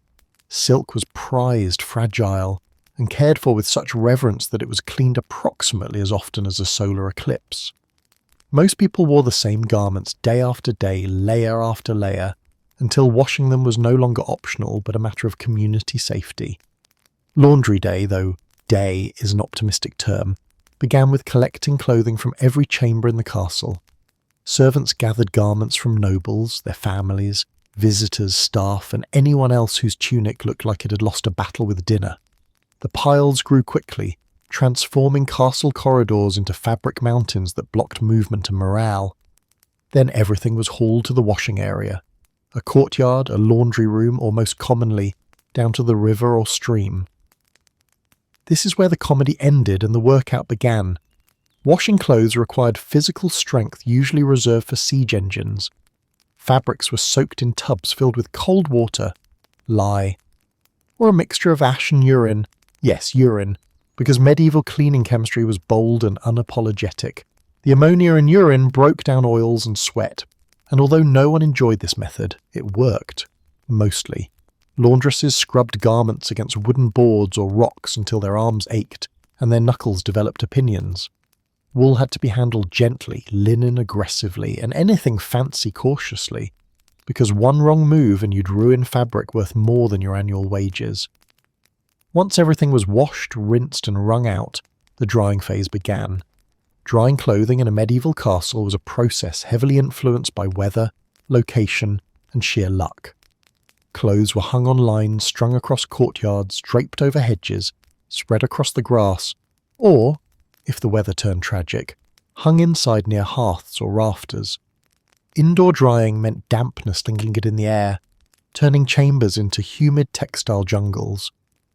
Outdoor drying meant wind yanked garments off the lines and sometimes tossed them into mud, undoing hours of labour and inspiring language not approved by the church.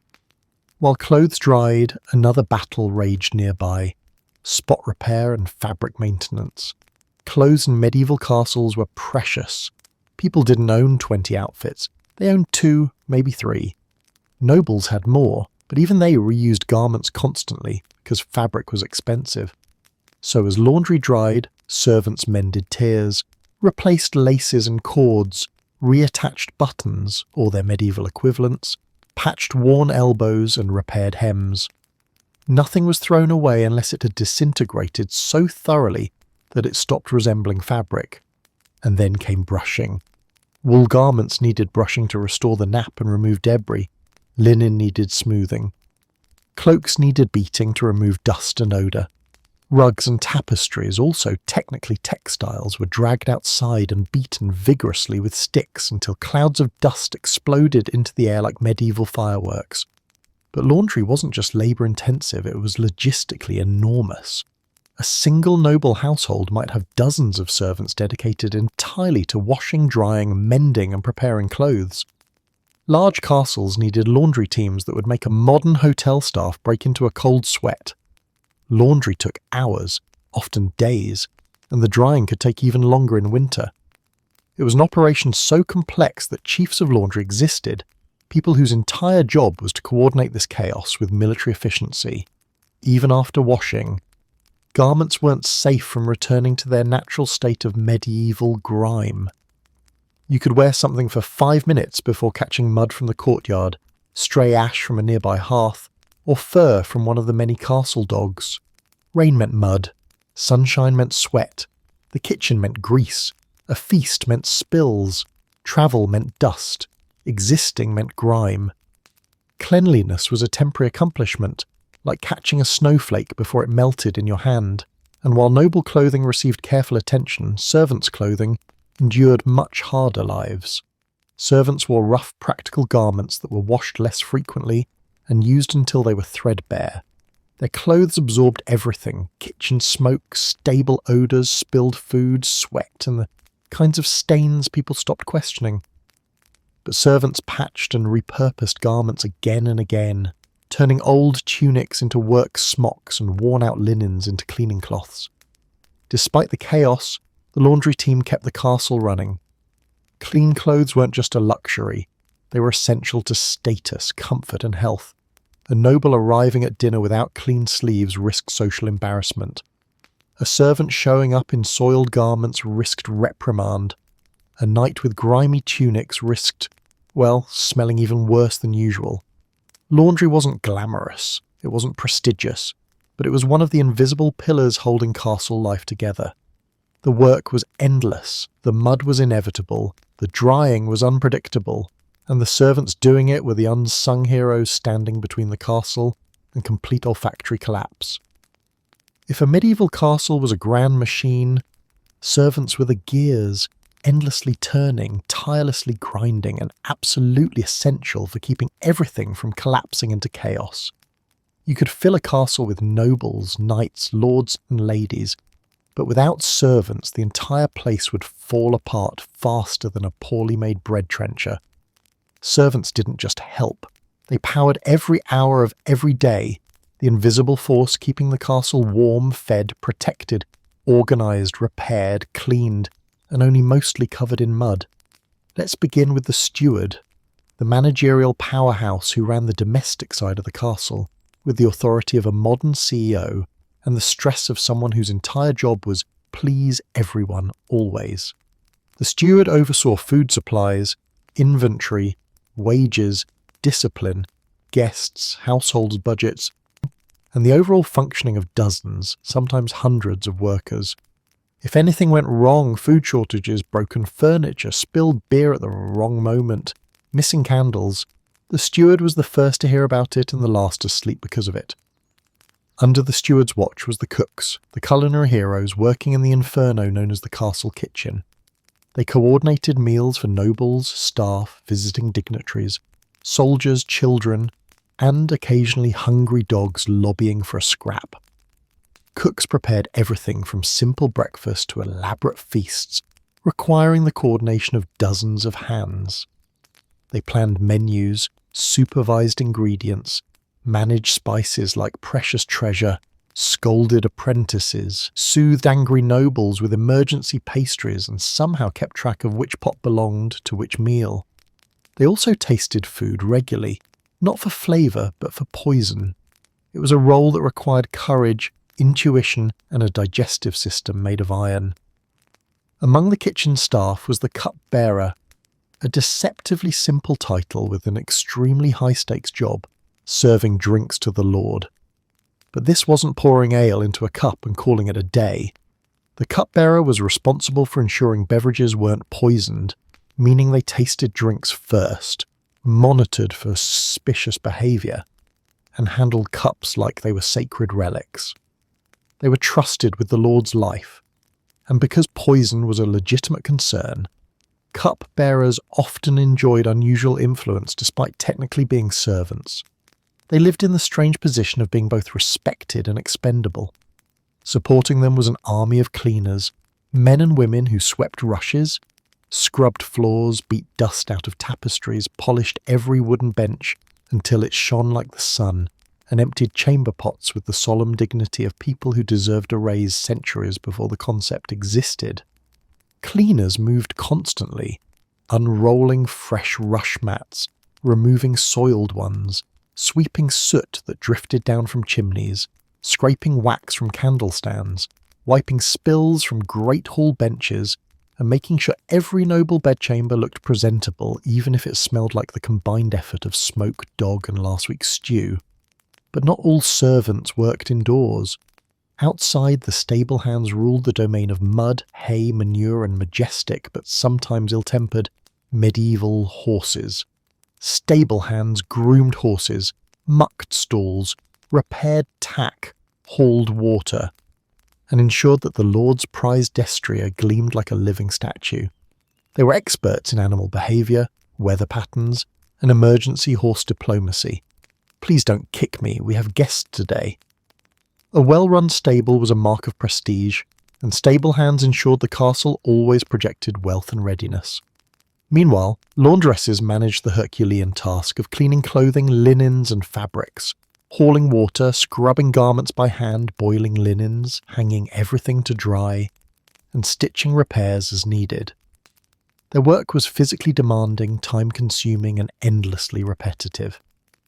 And though nobles rarely acknowledged it, the laundresses kept the household from descending into a smelly textile apocalypse. After all, someone had to make sure tunics didn't walk away on their own. Then there were the guards, servants, yes, but servants with weapons. Guards patrolled day and night, monitored gates, escorted nobles, kept peace during feasts, broke up fights, and shouted instructions from battlements like medieval megaphones. They conducted rounds through corridors, slept in barracks, maintained weapons, and were the first people blamed when suspicious strangers appeared at the gate. Guards weren't nobles, but they occupied an important social tier, strong enough to fight, loyal enough to trust, and busy enough to collapse into bed the second their shift ended.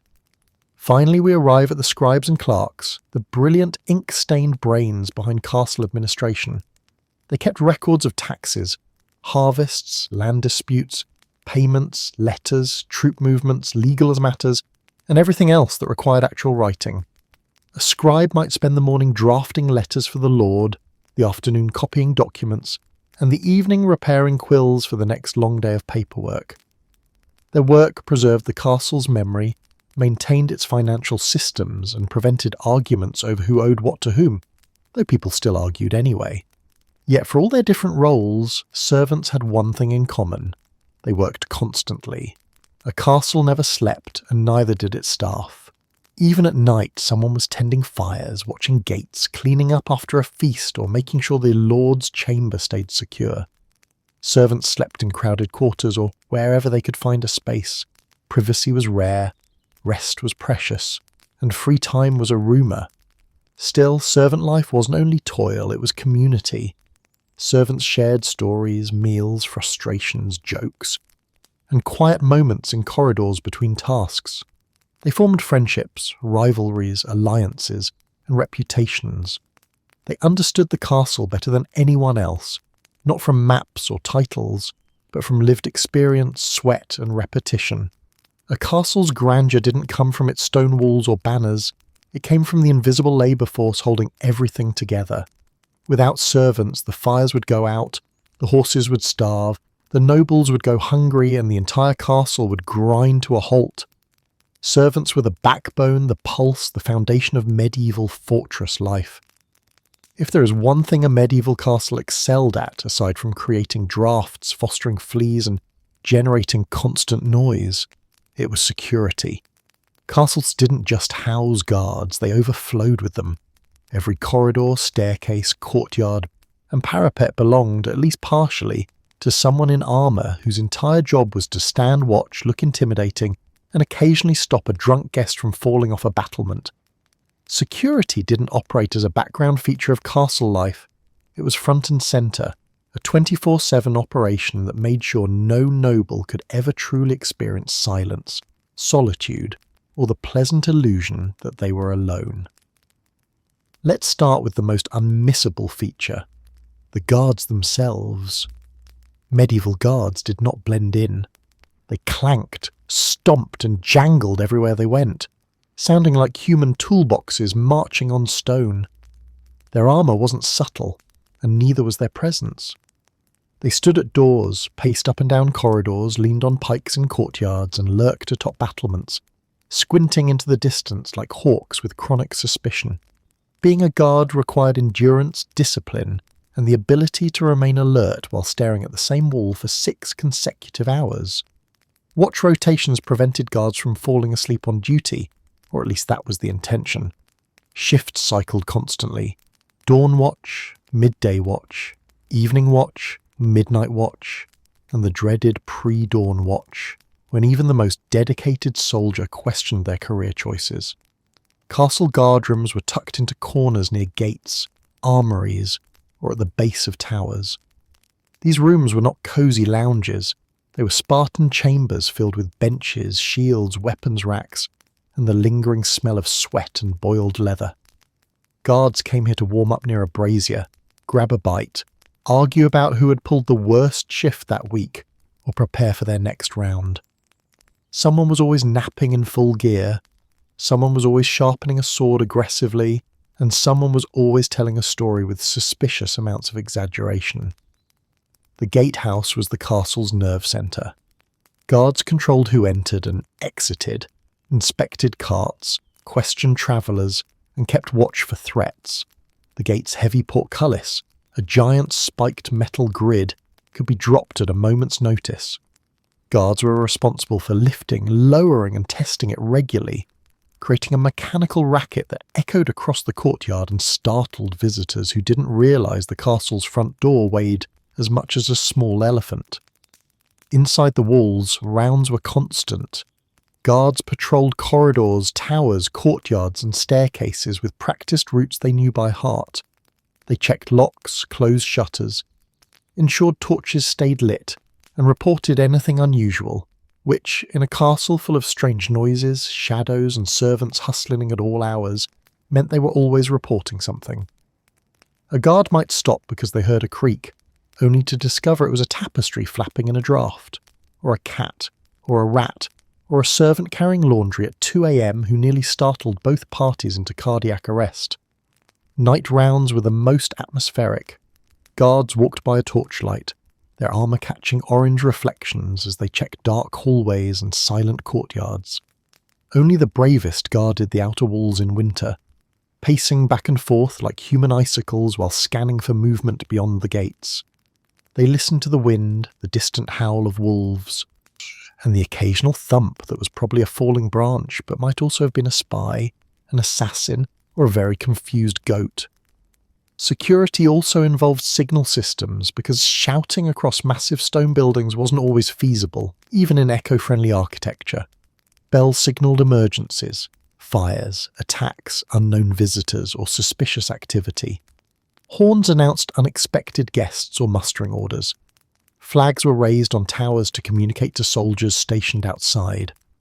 When alarms sounded, the castle activated instantly. Guards rushed to assigned points, gates began to close and nobles immediately demanded explanations.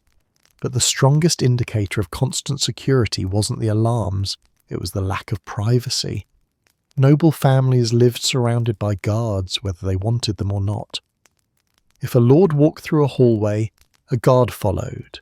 If a lady travelled to another estate, guards escorted her. If the heir to the castle sneezed, someone with a spear was nearby offering a cloth. Rooms thought to be private chambers had someone stationed immediately outside the door. A noble could not go for a peaceful stroll without at least 2 armed shadows trailing behind them, just in case. These guards sometimes became familiar fixtures, trusted protectors who saw the family more than their own. Other times, nobles viewed them as necessary but inconvenient furniture. Either way, guards were always present, always listening, always watching. The phrase "never alone" wasn't poetic sentiment. It was a daily reality. Security extended beyond the walls, messengers monitored roads, scouts surveyed nearby forests. Hunters reported anything suspicious they saw while tracking game. Even peasants loyal to the lord acted as informal informants, reporting strangers or odd activity at the outer edges of the estate. A medieval castle wasn't just a building, it was a network of eyes, ears, and occasionally very loud armour. During tense times, rumours of rebellion, border disputes, or a feud with another noble house, security doubled or tripled. Extra patrols, locked doors, restricted movement. Servants whispered anxiously. Guards became hyper-vigilant. Even the dogs noticed the tension and barked at anything that moved, including falling leaves and their own reflections. Yet this constant presence kept the castle functioning. Guards prevented theft, kept intruders out, maintained order, and reassured residents that the large, intimidating building they lived in was more than just impressive stonework. It was protection. Without guards, the castle would have been a beautiful target. With them, it was a fortress. Still, if you were a noble hoping for solitude, you were out of luck. Living in a castle meant sharing your home with a population of people whose job required them to stand behind you, beside you, or near you at all hours. Privacy was a fantasy, silence was a luxury, and a guard was always somewhere in the background, watching with the calm, neutral expression of someone whose shift wouldn't end until long after you fell asleep. If you imagine medieval nobles lounging around all day in velvet robes, sipping spiced wine and dramatically staring out of the windows while contemplating destiny, I regret to inform you that reality is much less glamorous. Being a noble wasn't leisure. It was labour. Endless, relentless, parchment-covered they were. A noble's daily life was less fairy tale monarch and more middle manager at a company that desperately needs an HR department. Let's begin with the medieval noble's constant companion, paperwork. Mountains of it. Parchment rolls, folded letters, wax-sealed documents, ledgers, receipts, inventories, tax lists, and legal records filled their workrooms. These weren't decorative. Each document represented a task the noble was personally responsible for managing or approving. Medieval administration didn't run itself. And even though scribes and clerks handled the writing, nobles were expected to read, review, sign, seal, stamp, discuss, or argue about everything. A typical morning might begin with a pile of letters, some friendly, some formal, and some passive-aggressive in ways only medieval correspondence can be. Messages from neighbouring lords, travelling merchants, church officials, tax collectors, distant relatives, estate managers, and royal representatives all demanded attention. Many letters carried requests for help, demands for money, invitations to events, or warnings about looming problems. Your neighbour's pigs have once again invaded my garden. Kindly remove them or I will be forced to take action. Nobles spent hours dictating responses to scribes who stood ready with quills poised like feathered scythes. Writing was slow, sealing was messy, and delivering a single letter required a courier on horseback, who might take days or weeks to reach the recipient, depending on weather, terrain, or whether bandits decided they needed that message far less than the courier's shoes. Once correspondence was handled, it was time for meetings, an unavoidable feature of noble life that stretched across every century of human history. Meetings took place in the solar, the hall, or a private chamber, and they covered everything from land management to legal disputes to planning the next harvest. Villagers came to report damaged fences, failed crops, stolen livestock, boundary disagreements, or suspicious strangers in the woods. Craftsmen presented building plans, estate managers delivered reports, tax officials requested signatures, priests asked for funds for repairs, candles, or charitable distributions, and nobles had to remain polite, attentive, and authoritative through every complaint, request, and question, even the ones that boiled down to, "My neighbour insulted me, please fix it." Then there was land management, the single largest responsibility of medieval nobility. Estates were vast, often consisting of multiple villages, forests, farms, mills, and pastures. Managing them required constant oversight. Nobles reviewed harvest predictions, grain supplies, fishing rights, grazing rotations, water access, and the maintenance of mills and barns. A noble had to know how much grain was in storage, how many sheep were in each flock, how many tenants owed rent, and how many acres were ready for planting. And because numbers were easily manipulated, nobles cross-checked everything. His calculations led to shortages. Shortages led to angry villagers. Angry villagers led to trouble. No noble wanted trouble. Speaking of trouble, taxes consumed an enormous portion of administrative time. Taxes were collected in money, grain, livestock, produce, wool, or even labour hours known as corvée. Every payment had to be recorded and verified. If a tenant couldn't pay, the noble had decisions to make: grant mercy, demand immediate payment, or negotiate a repayment plan. Nobles weren't banks, but they often felt like extremely irritated ones. Tax season wasn't an annual event. It was ongoing. Payments trickled in throughout the year, and if taxes weren't collected properly, the noble still had to pay dues to the crown. Failing to do so could result in fines, confiscation of goods, or worst of all, royal auditors arriving unannounced. Nothing struck fear into a noble's heart quite like the phrase, "The king is sending someone to review your accounts," and then disputes. Every dispute in the estate, and there were many, landed squarely on the noble's desk. Who owned which strip of land? Who had the right to fish in the river? Who borrowed whose ox without permission? Who insulted whose honour at the last village gathering? Who claimed that their neighbour's rooster crowed too loudly and needed intervention? Nobles listened, mediated, weighed laws and customs, and made judgments. These weren't courtroom dramas.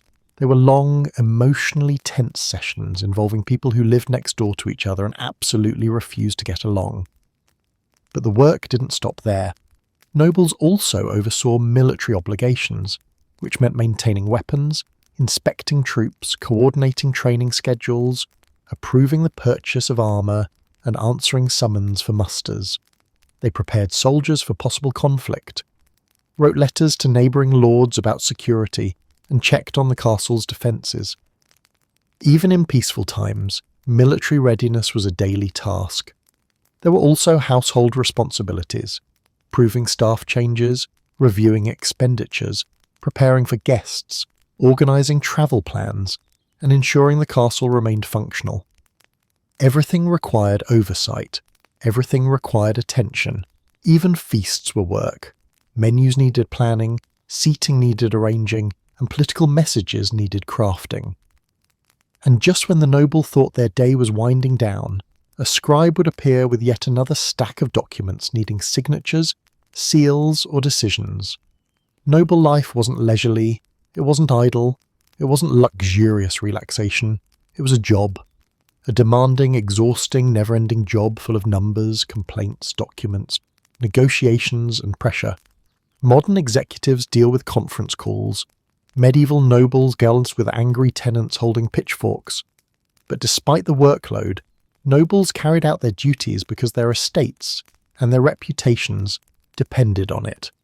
A good noble was respected, a bad one was overthrown.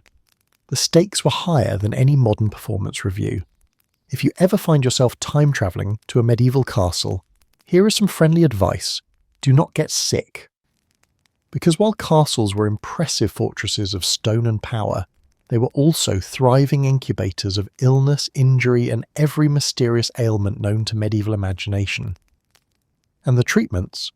Let's just say medieval medicine walked so modern medicine could sprint very, very far away. Life inside a castle meant living close to people, animals, fires, pests, bores, drafts, and questionable food storage. Illnesses weren't rare interruptions. They were expected guests: coughs, fevers, rashes, infections, stomach troubles, injuries, and mysterious humoral imbalances were the everyday soundtrack to castle life. If you heard someone coughing down the corridor, it wasn't cause for alarm, it was Tuesday.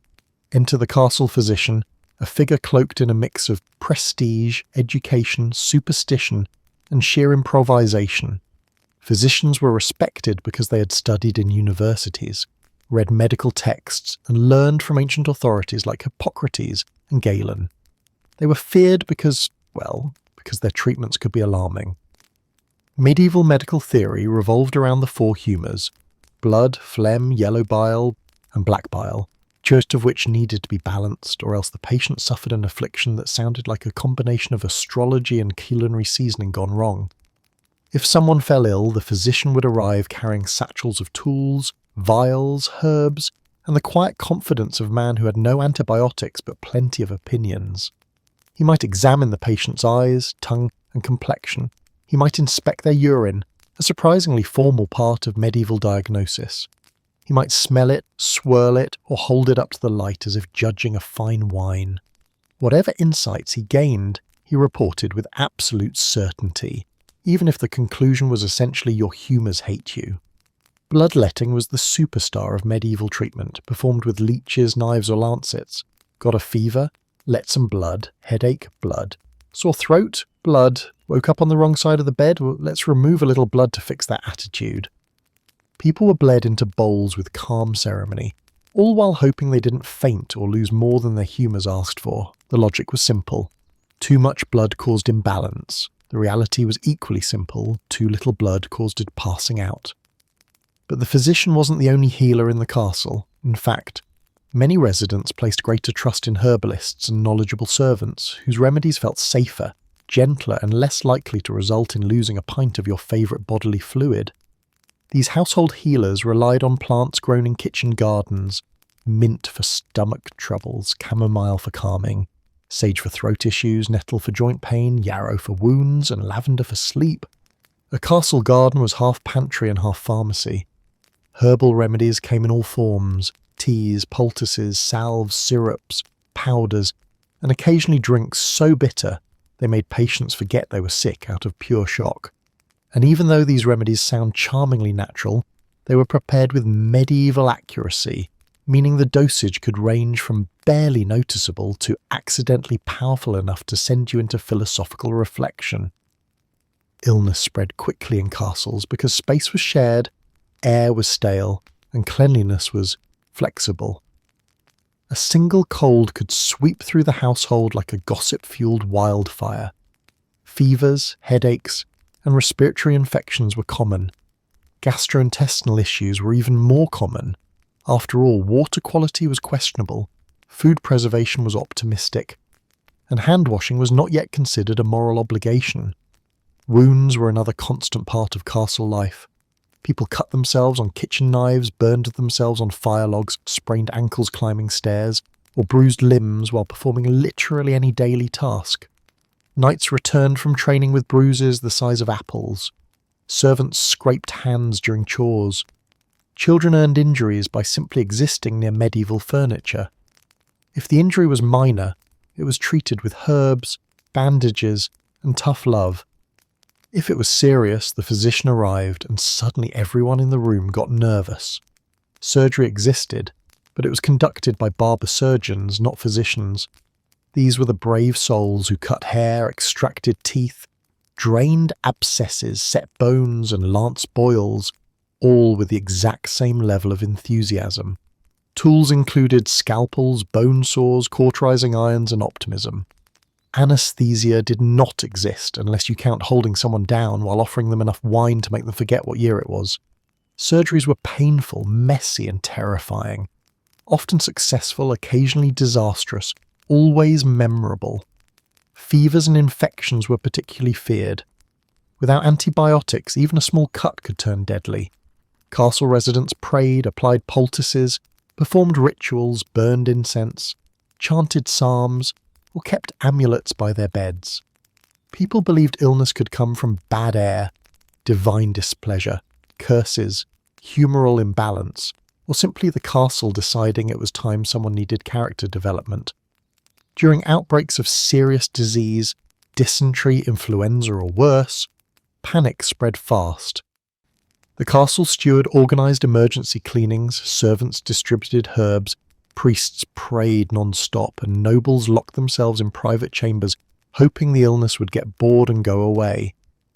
Meanwhile, the physician worked overtime diagnosing people with alarming speed and recommending treatments that occasionally bordered on experimental medieval chaos. Yet despite the fear, medieval medicine wasn't all doom. Some remedies genuinely worked. Honey treated wounds, mint soothed stomach aches, garlic acted as a mild antibiotic, warm compresses helped muscle pain, broths kept patients fed, and while humoral theory was flawed, it encouraged dietary moderation, rest and hydration, advice that still holds up today. Still, castle residents lived their lives knowing illness lurked constantly. A simple cough could become a saga. A fever required immediate intervention. A cut had to be watched. And whenever the physician arrived with his satchel of tools and his expression of confident uncertainty, everyone braced for whatever came next. Medicine in a medieval castle was a blend of science, superstition, herbal knowledge, educated guesses, and sheer hope. And every recovery, no matter how small, felt like a victory over a world where sickness always seemed one step ahead. If you picture medieval castle children as carefree little sprites running through corridors with wooden swords and sticky hands, think again. Childhood in a medieval castle was less about playtime and more about training, duty, and preparing for adult life decades earlier than any modern psychologist would recommend. Children were not babied. They were compressed adults, small in size, but full-sized in expectations. Let's begin with the noble children, because while peasant children hauled water and fed animals, noble children had their own exhausting to-do list that made them wish they were hauling water and feeding animals instead. A noble child's life started with one clear rule: behaviour first, childhood second. From the earliest age, they were taught that their every action reflected their family's reputation. No pressure, of course, just the weight of an entire lineage on their tiny shoulders. Children had to walk properly, speak properly, eat properly, bow properly, and sit properly. And if they ever forgot their posture, a watchful tutor or attendant reminded them with the speed of someone whose livelihood depended on avoiding noble tantrums. Children of the lord and lady often had nursemaids who handled early childhood care, but nursery was not a medieval concept. Kids slept in small adjoining rooms, dressed in scaled-down adult clothing, and were expected to function within the household structure almost immediately. A 4-year-old noble might already be practicing curtsies. A 6-year-old might be memorizing family alliances. A 7-year-old was old enough to be deeply embarrassed if they spilled anything at dinner. Education began shockingly early and with serious intent. Young boys destined for knighthood were sent out of the castle at around age 7 to serve as pages for other noble families. This wasn't considered cruel. It was considered essential training. As pages, they learned horsemanship, etiquette, weapon handling at a much later stage, serving skills, and the art of not dropping a tray in front of important guests. Their job was to observe adult life, absorb courtly behaviours, and prepare for the day they'd become squires, and eventually knights. Child labour? Sure. Child prestige? Also sure. Girls, meanwhile, received training in household administration, courtesy, music, needlework, and diplomacy, all crucial skills for their future roles as household managers or wives overseeing estates. A noble girl might learn to play the lute, embroider tapestries, manage servants, and perform intricate greeting rituals, all before reaching double digits. The pressure to appear composed, graceful, modest, and useful followed them everywhere. If a girl showed too much emotion, she was corrected. Too little, also corrected. Childhood was a constant audition for adulthood. Schooling, when academic, involved reading, writing, arithmetic, religious lessons, and sometimes Latin for boys. Girls might learn to read religious texts, but were rarely taught full literacy unless they belonged to especially scholarly households. Tutors were strict and expected immediate obedience. Lessons could last for hours, with children copying texts, reciting memorized passages, and practicing penmanship so intensely that their fingers cramped like they had signed a centuries-long contract. But noble children weren't the only kids in the castle. Servants' children and sometimes fostered or orphaned children also lived there. Their childhoods were radically different. They grew up playing in courtyards, learning chores early and helping parents with work as soon as they were big enough to lift a broom or carry a small bucket. These children learned responsibility through immersion. A child might help clean rushes, fetch water, chase chickens out of the kitchen, carry messages, or run errands between castle buildings. Playtime existed, but only in the gaps between tasks. Yet regardless of rank, all castle children were united by one force stronger than lessons, chores, or adult expectations: energy. Children ran everywhere. Their footsteps echoed through corridors like small chaotic thunderclaps. They popped up in places they weren't supposed to be, climbing walls, hiding under tables, chasing dogs, or exploring unused chambers with spirited curiosity. Servants tolerated them. Guards sighed deeply whenever a child sailed past at full speed in a place no child was supposed to run. And tutors perpetually asked themselves whether medieval childhood came with a built-in sprinting instinct. Despite rigid education and responsibilities, kids found joy. Games like tag, throwing balls, mock swordplay, and hop-like games filled their limited free time. They made up songs, traded stories, begged kitchen workers for scraps, and occasionally hid behind tapestries to eavesdrop on conversations. They learned powerful gossip very young. Children also interacted closely with animals in stables, courtyards, and hunting grounds. Castle dogs followed them eagerly, providing comfort and companionship. Cats tolerated them grudgingly. Horses fascinated them endlessly, especially boys training for knighthood, who idolized destriers the way modern kids idolize sports cars. But childhood was still woven with strict expectations. Boys preparing for knighthood trained daily, running, climbing, riding ponies, carrying equipment too heavy for their size, and learning to serve gracefully without complaint. Girls practiced needlework until their fingers hurt and rehearsed etiquette until perfection was second nature. Mistakes were learning opportunities, but they were also moments of chiding, correction, and occasionally tears when the pressure felt overwhelming. And above all, children were always watched by tutors, by servants, by guards, by parents, and by the invisible weight of lineage. A noble child could not scream, spill, interrupt, run wild, or embarrass the family during meals. They had to greet guests properly, sit still during ceremonies, and participate in daily rituals without looking bored, even though half of adulthood was incomprehensible to a 10-year-old. Still, medieval childhood contained warmth, family bonds, friendships, and moments of freedom. Children formed deep connections with their tutors, mentors, and attendants. They found corners of the castle where they could laugh without correction. They created their own tiny worlds within the fortress walls. And as they grew, their roles expanded. Boys became squires and girls young ladies, and soon they stepped into the very adult responsibilities they'd been preparing for since they could walk straight. Childhood in a medieval castle wasn't carefree. It was structured, supervised, and shaped by duty. But it was also lively, loud, mischievous, and full of stories whispered beneath blankets at night. Even tiny nobles carried big expectations, but they carried them together, learning the rhythms of castle life one lesson and one mistake at a time. Life in a medieval castle wasn't all labour, cold drafts, and trying to avoid being bitten by something living in your mattress. For all its hardships, the castle was also a centre of entertainment, where nobles, and sometimes the servants when no one important was looking, found ways to enjoy themselves with festivities, games, performances, and the occasional risky sport that probably violated modern safety standards. Let's begin with the most extravagant display of medieval leisure: feasts. Feasts weren't merely meals, they were theatrical productions disguised as dinner. Tables stretched through the great hall covered with steaming dishes, glistening roasts, towering pies, candied fruits, wine pitchers, and bread loaves piled high enough to double as fortifications. Everyone wore their best garments. Minstrels tuned their lutes.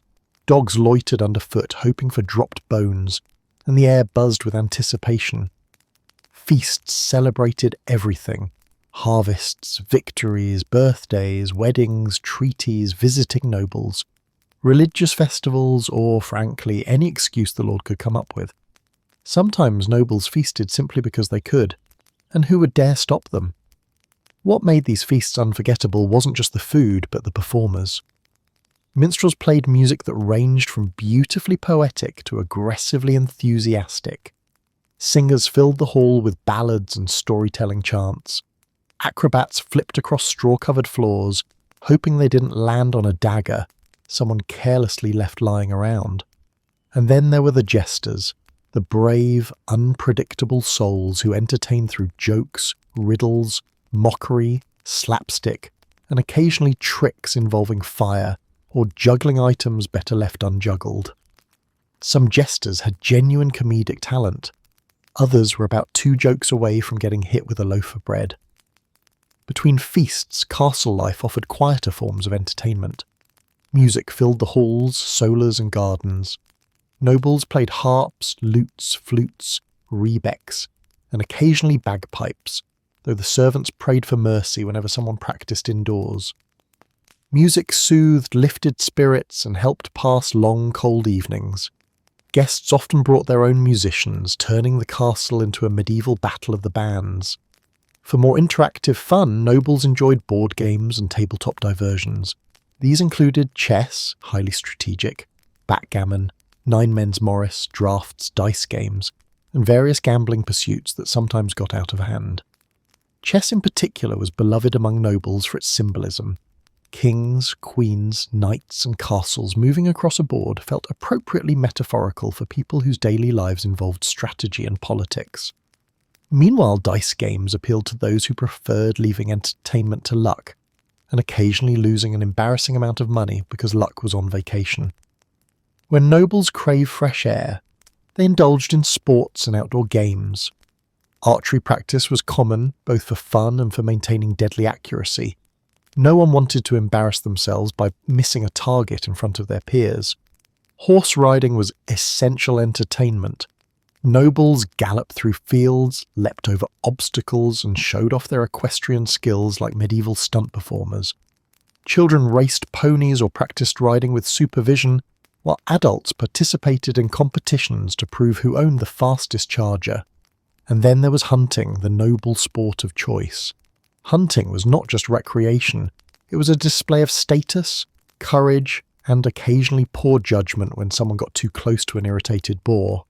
Noble hunts included hawks, hounds, horses, horns, and enough noise to scare every animal within 3 miles. Hunters returned triumphant, covered in mud, foliage, and pride. Feast menus were often decided by whoever managed not to fall off their horse during the chase. But the crown jewel of noble pastimes was the sport of kings, falconry. Owning and training a hawk or falcon was a mark of prestige. Nobles wore specially designed gloves, trained birds to return on command, and spoke about their falcon's personality with the same affection modern people reserve for their pets. A well-trained falcon could hunt rabbits, birds, and small game, but falconry wasn't just about hunting, it was about spectacle. Watching a falcon soar, dive, and return was like witnessing a medieval air show. In the realm of grand entertainment, though, nothing surpassed tournaments. These were the medieval equivalent of major sporting events. Loud, dangerous, crowded, and thrilling. Knights competed in jousts, charging at each other, with lances aimed squarely at the opponent's shield, or, let's be honest, sometimes their face.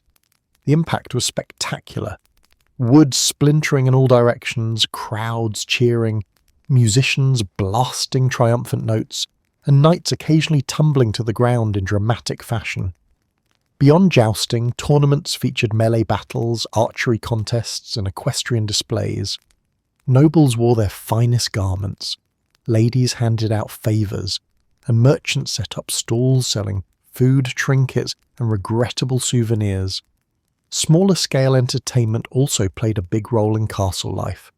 Storytellers wandered from estate to estate, captivating audiences with tales of heroes, monsters, saints, scandals, and adventures that may or may not have been exaggerated.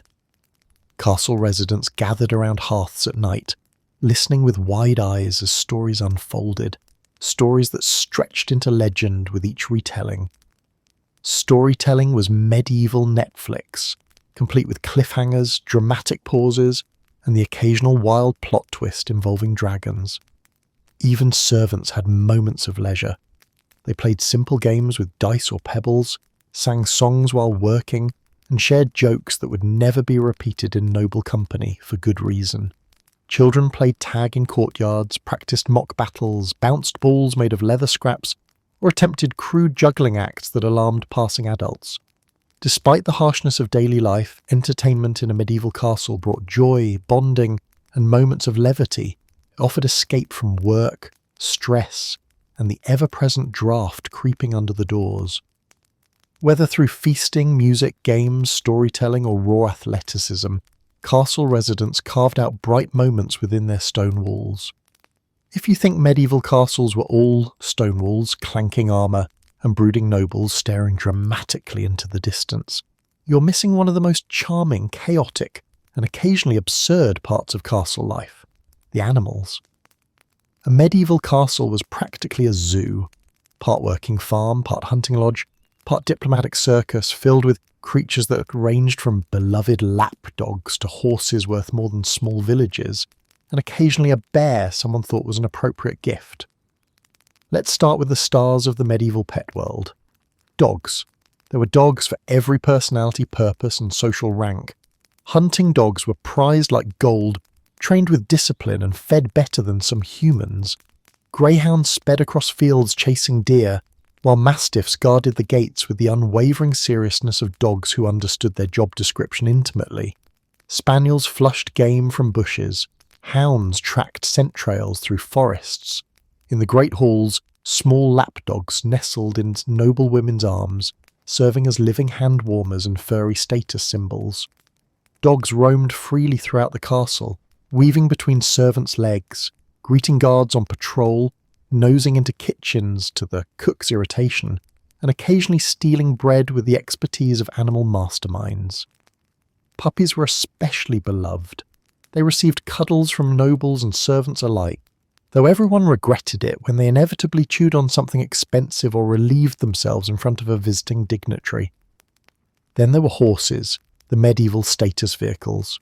Horses weren't simply transportation, they were social statements, military assets, and emotional investments. A nobleman might own several types: the mighty destrier for battle, the palfrey for long rides, the rouncey for general use, and the ambling courser for travel. Each breed had its own personality and prestige.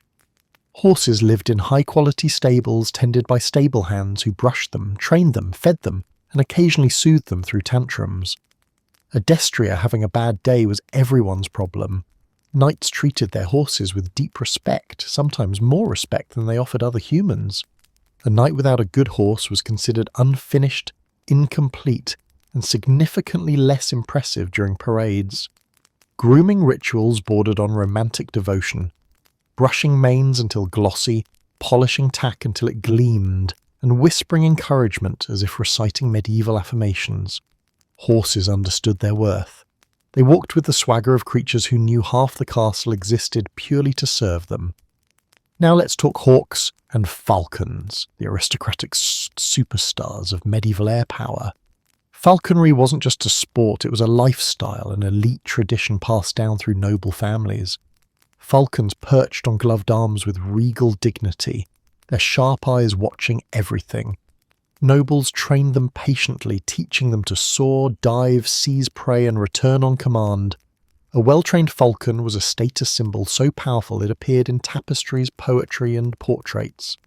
Noble women also practiced falconry, walking through fields with hooded birds perched calmly at their side. Training falcons required special tools: hoods to keep them calm, jesses, thin straps for control, whistles to signal commands, and small leather pouches filled with enticing snacks that encouraged good behaviour. Falconers, specialised servants, handled the high-maintenance birds, nursing them through injuries, molting, mood swings, and moments of dramatic bird stubbornness. A noble's falcon was pampered, protected, and occasionally treated like an avian celebrity. But pets were not limited to the elegant and practical. Castles also housed cats, the independent pest fighters who pretended to work while napping in sunbeams. Cats were essential for controlling mice and rats, but unlike dogs, they refused to follow orders, wear collars, or acknowledge their noble owner's existence unless food was involved. Still, their hunting skills were unmatched. A single cat could clear a storeroom of rodents with ruthless efficiency. In return, they expected warm spots by the fire, occasional scraps, and the freedom to judge everyone silently. Beyond everyday animals, medieval castles often housed exotic creatures, brought as gifts from foreign rulers or travelling merchants. These gifts were diplomatic flexes. Here, have this rare animal to show my wealth, generosity, and perhaps confuse your local wildlife. Nobles proudly kept strange creatures like peacocks, cranes, monkeys, leopards, and in very rare cases, bears. Yes, bears. A bear pacing in a pit or chained near the training yard was the medieval equivalent of someone saying, "Look at my powerful friend, no, I don't know what to feed him either." Peacocks strutted around gardens, displaying their iridescent feathers like feathery aristocrats. Swans glided across castle ponds, hissing at anyone who dared approach. Monkeys chattered from rafters, stole food, created chaos in dining halls, and remained inexplicably adored by nobles who loved telling guests, "Oh yes, that's my monkey. He understands 4 commands and ignores all of them." In addition to these, castles were home to a host of working animals: oxen for hauling, donkeys for carrying loads, pigs for food, goats for milk, cows for dairy, chickens for eggs, and pigeons for courier messages or occasionally pies. These animals were the backbone of castle infrastructure.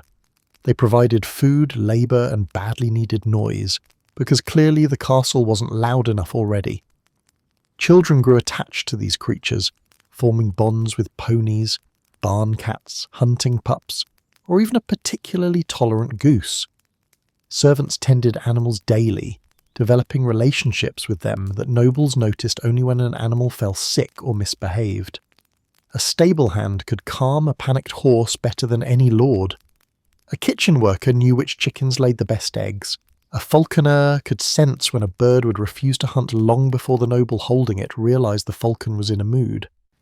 Animals brought life, warmth and unpredictability into the fortress. Dogs barked during ceremonies. Horses neighed during delicate negotiations. Cats knocked over expensive candles for no reason.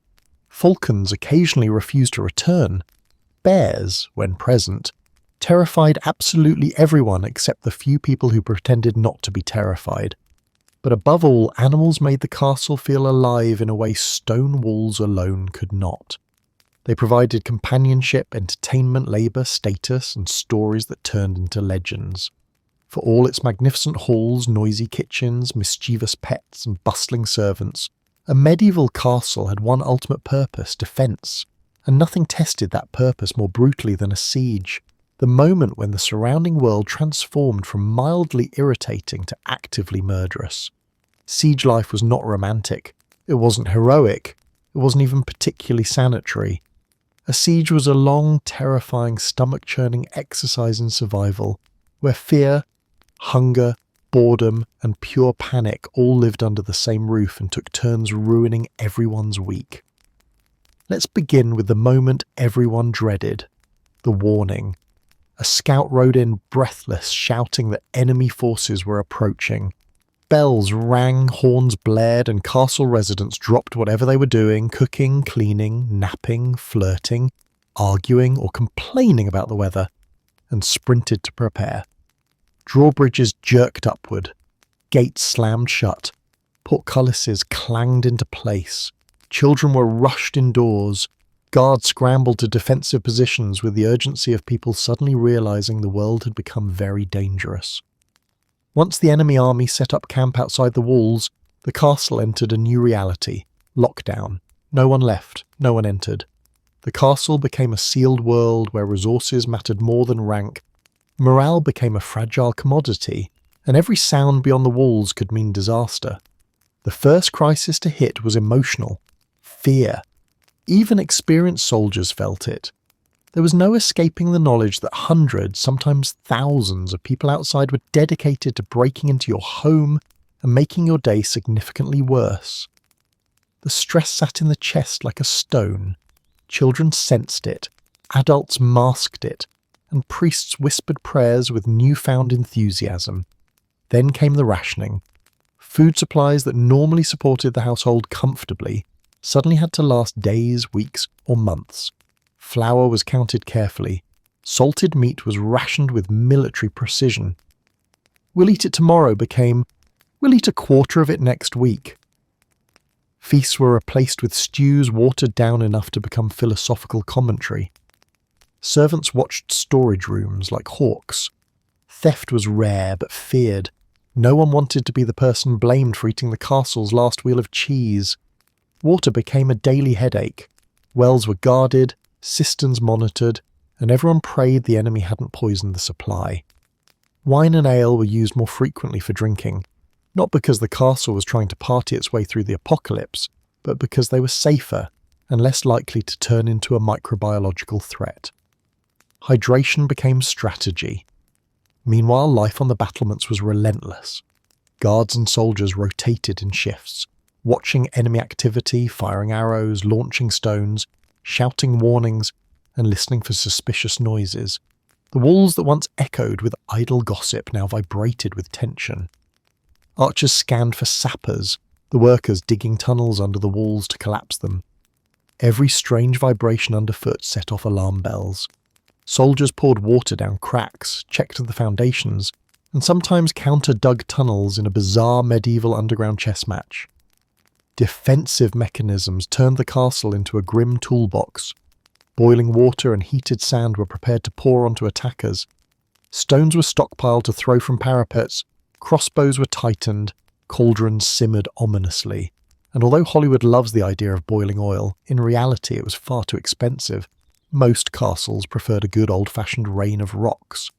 Inside the castle, the atmosphere shifted. Daily routines were disrupted.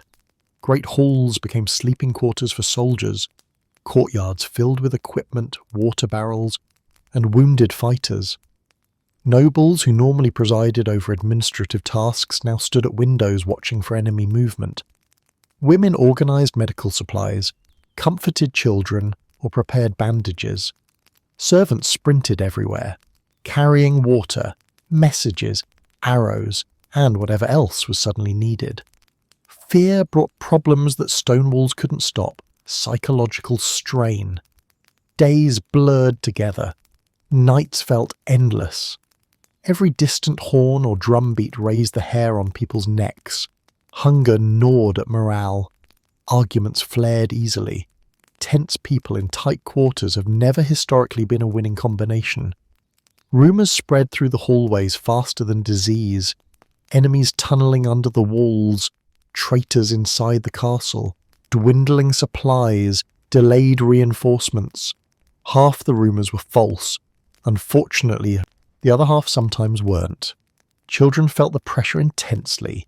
They whispered in corners, clung to parents, or tried to act brave while their tutors gave them extra lessons designed to distract them from the fact that they might soon see flames through their windows. Games went quiet. Songs stopped. Even the castle dogs barked more often, picking up the unease in the air. Sometimes siege life meant utter boredom punctuated by sudden panic.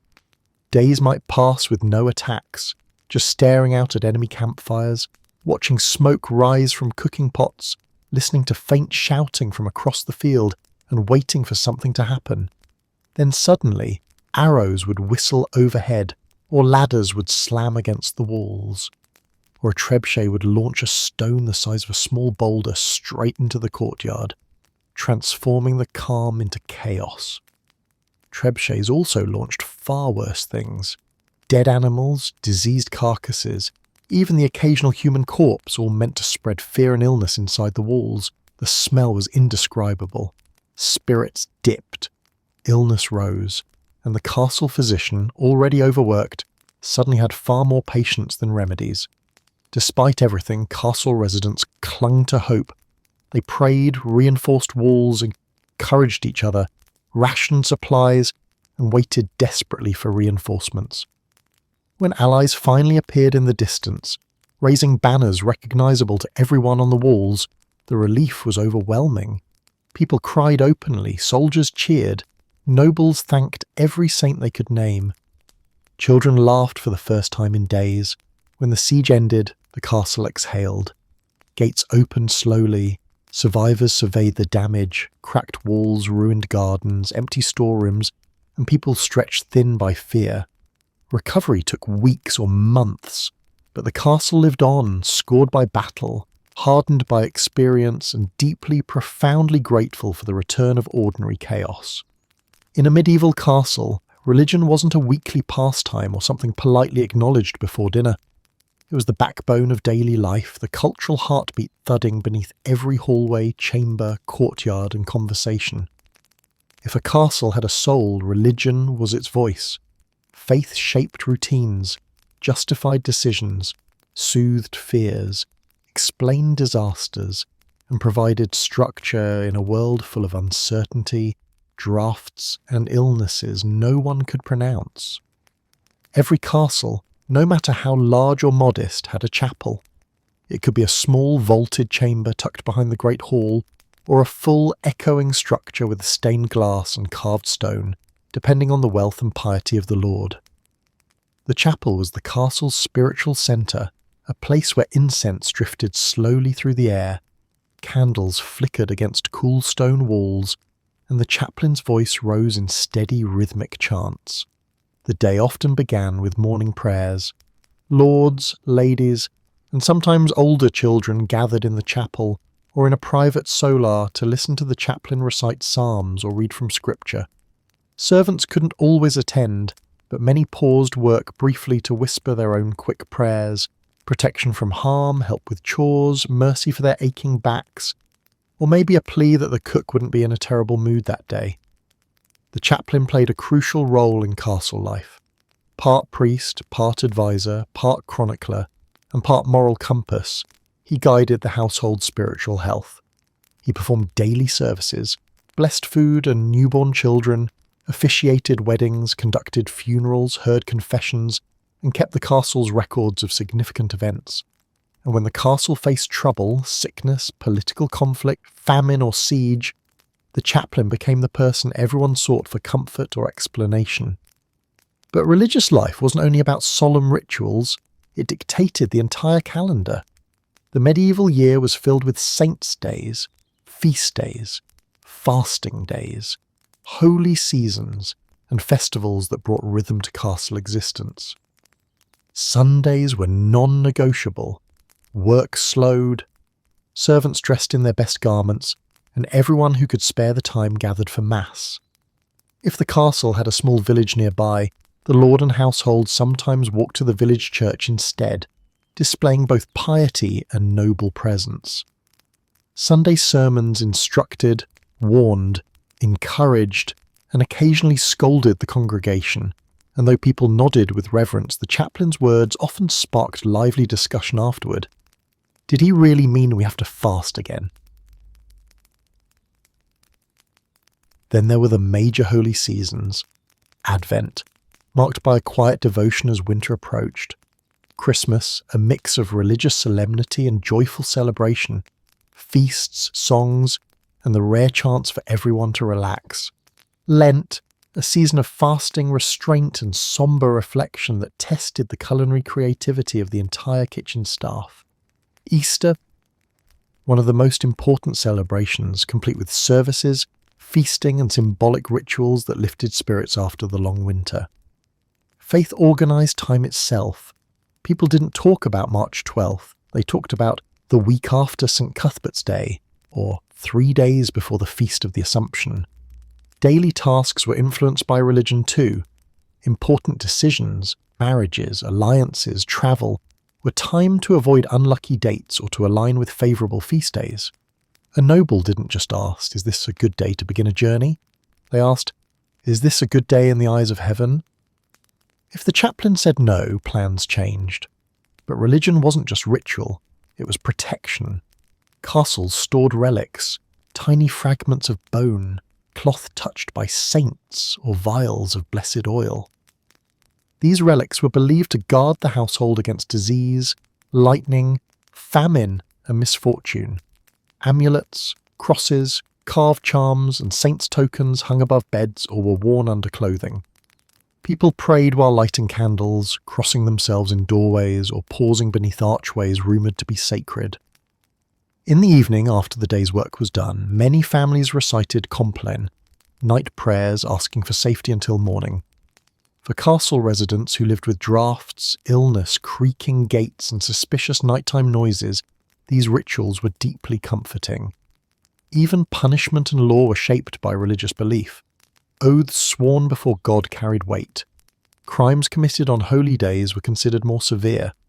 Disputes were sometimes settled by religious arbitration, because if you lie in front of the chaplain, you're not just risking legal trouble, you're risking eternal embarrassment.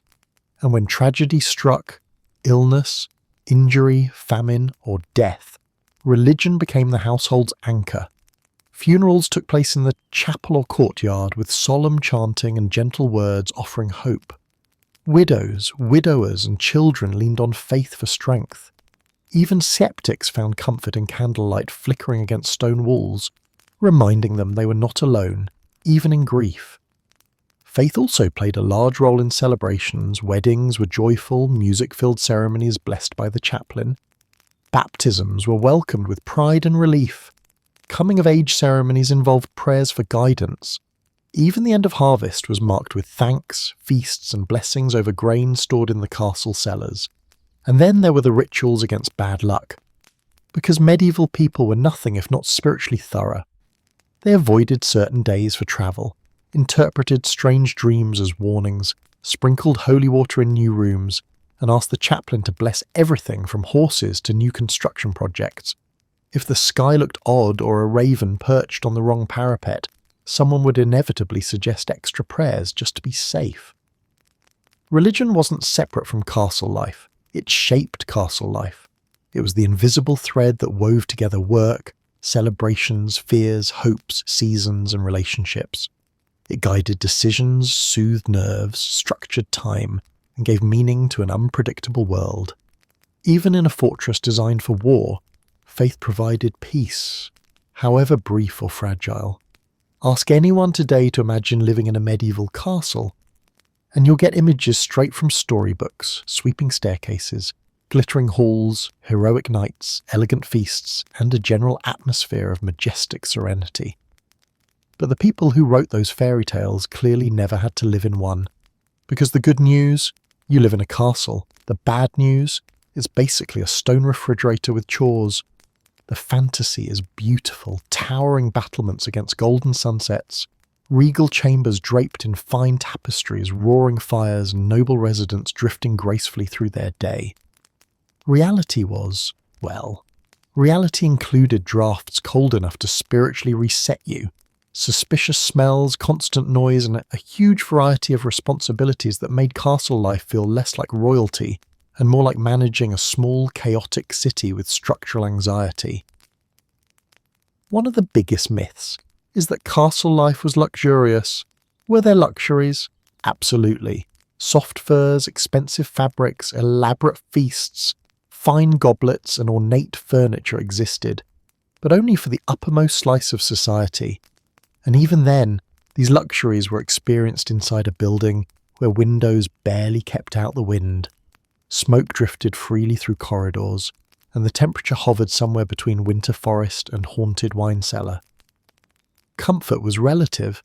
A noble might recline on a carved wooden chair in a gorgeous hall, but they were still clutching a cloak because the fire behind them warmed about 10% of their body, while the remaining 90% froze quietly.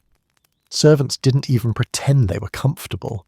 They already knew the castle was built for defence, not coziness. Another misconception is that castles were peaceful refuges. In truth, they were noisy, constantly active, and full of unpredictable interruptions. Armour clattered, children shrieked down corridors, dogs barked with unshakable enthusiasm, bells rang, servants chatted while running errands, and the wind howled through every crack like a disgruntled spirit. Privacy? Practically mythical. Every room, even noble chambers, could be invaded at any time by a servant, guard, or relative who needed something immediately. Even the parts of castle life that sound glamorous, feasts, music, courtly gatherings, came with complications. Feasts were magnificent, yes, but they were also chaotic, smoky, and loud enough to qualify as medieval concerts. Hunting was thrilling, but also dangerous muddy bit, and frequently involved someone being chased by a boar who had absolutely no respect for noble titles. Falconry was elegant. If you ignored the part where your expensive hunting bird occasionally flew off and refused to return until dinner, then we have the topic no medieval fairy tale ever mentions. Pests, the unofficial rulers of the castle. There were fleas in the bedding, lice in the hair, mice in the walls, rats in the storerooms, flies in the kitchens, and occasionally some creatures you weren't entirely prepared to identify. Fairy tales portray castles as pristine marble palaces. Reality was closer to living inside an active wildlife documentary. And then there's hygiene, a word that medieval people would have stared at blankly. Bathing was infrequent. Chamber pots were emptied into unfortunate places.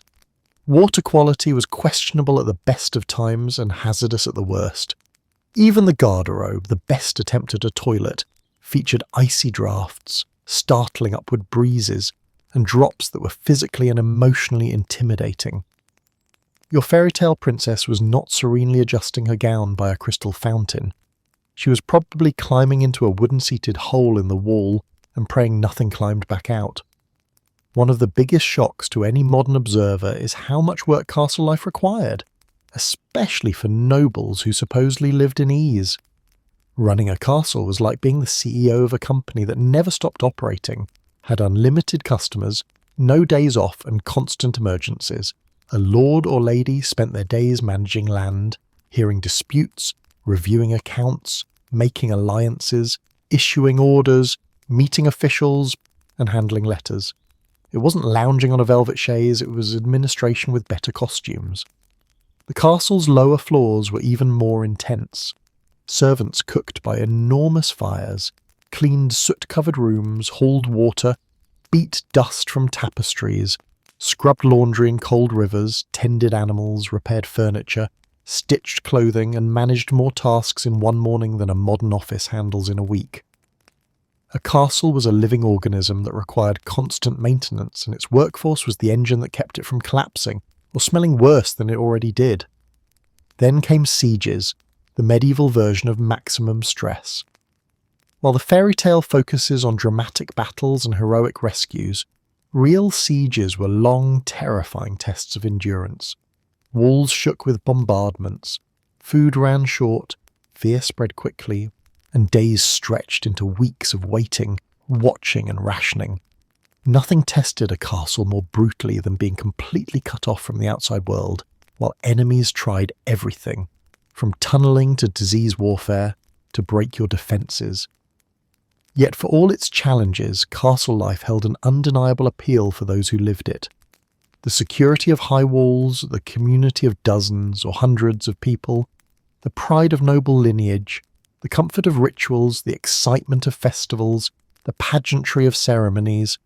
Life in a castle was rich, vibrant, and full of meaning.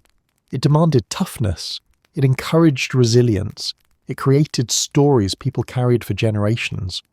But above all, castle life was not the polished fantasy we picture today. It was gritty, exhausting, loud, smelly, cold, crowded, unpredictable, and magnificent, all at once. If you lived in a medieval castle, you weren't drifting through the pages of a fairy tale. You were surviving the world's most complicated building. One draft, one feast, one prayer, one pest, and one chore at a time. And the fairy tale version? That comes later when storytellers conveniently forget to mention the fleas.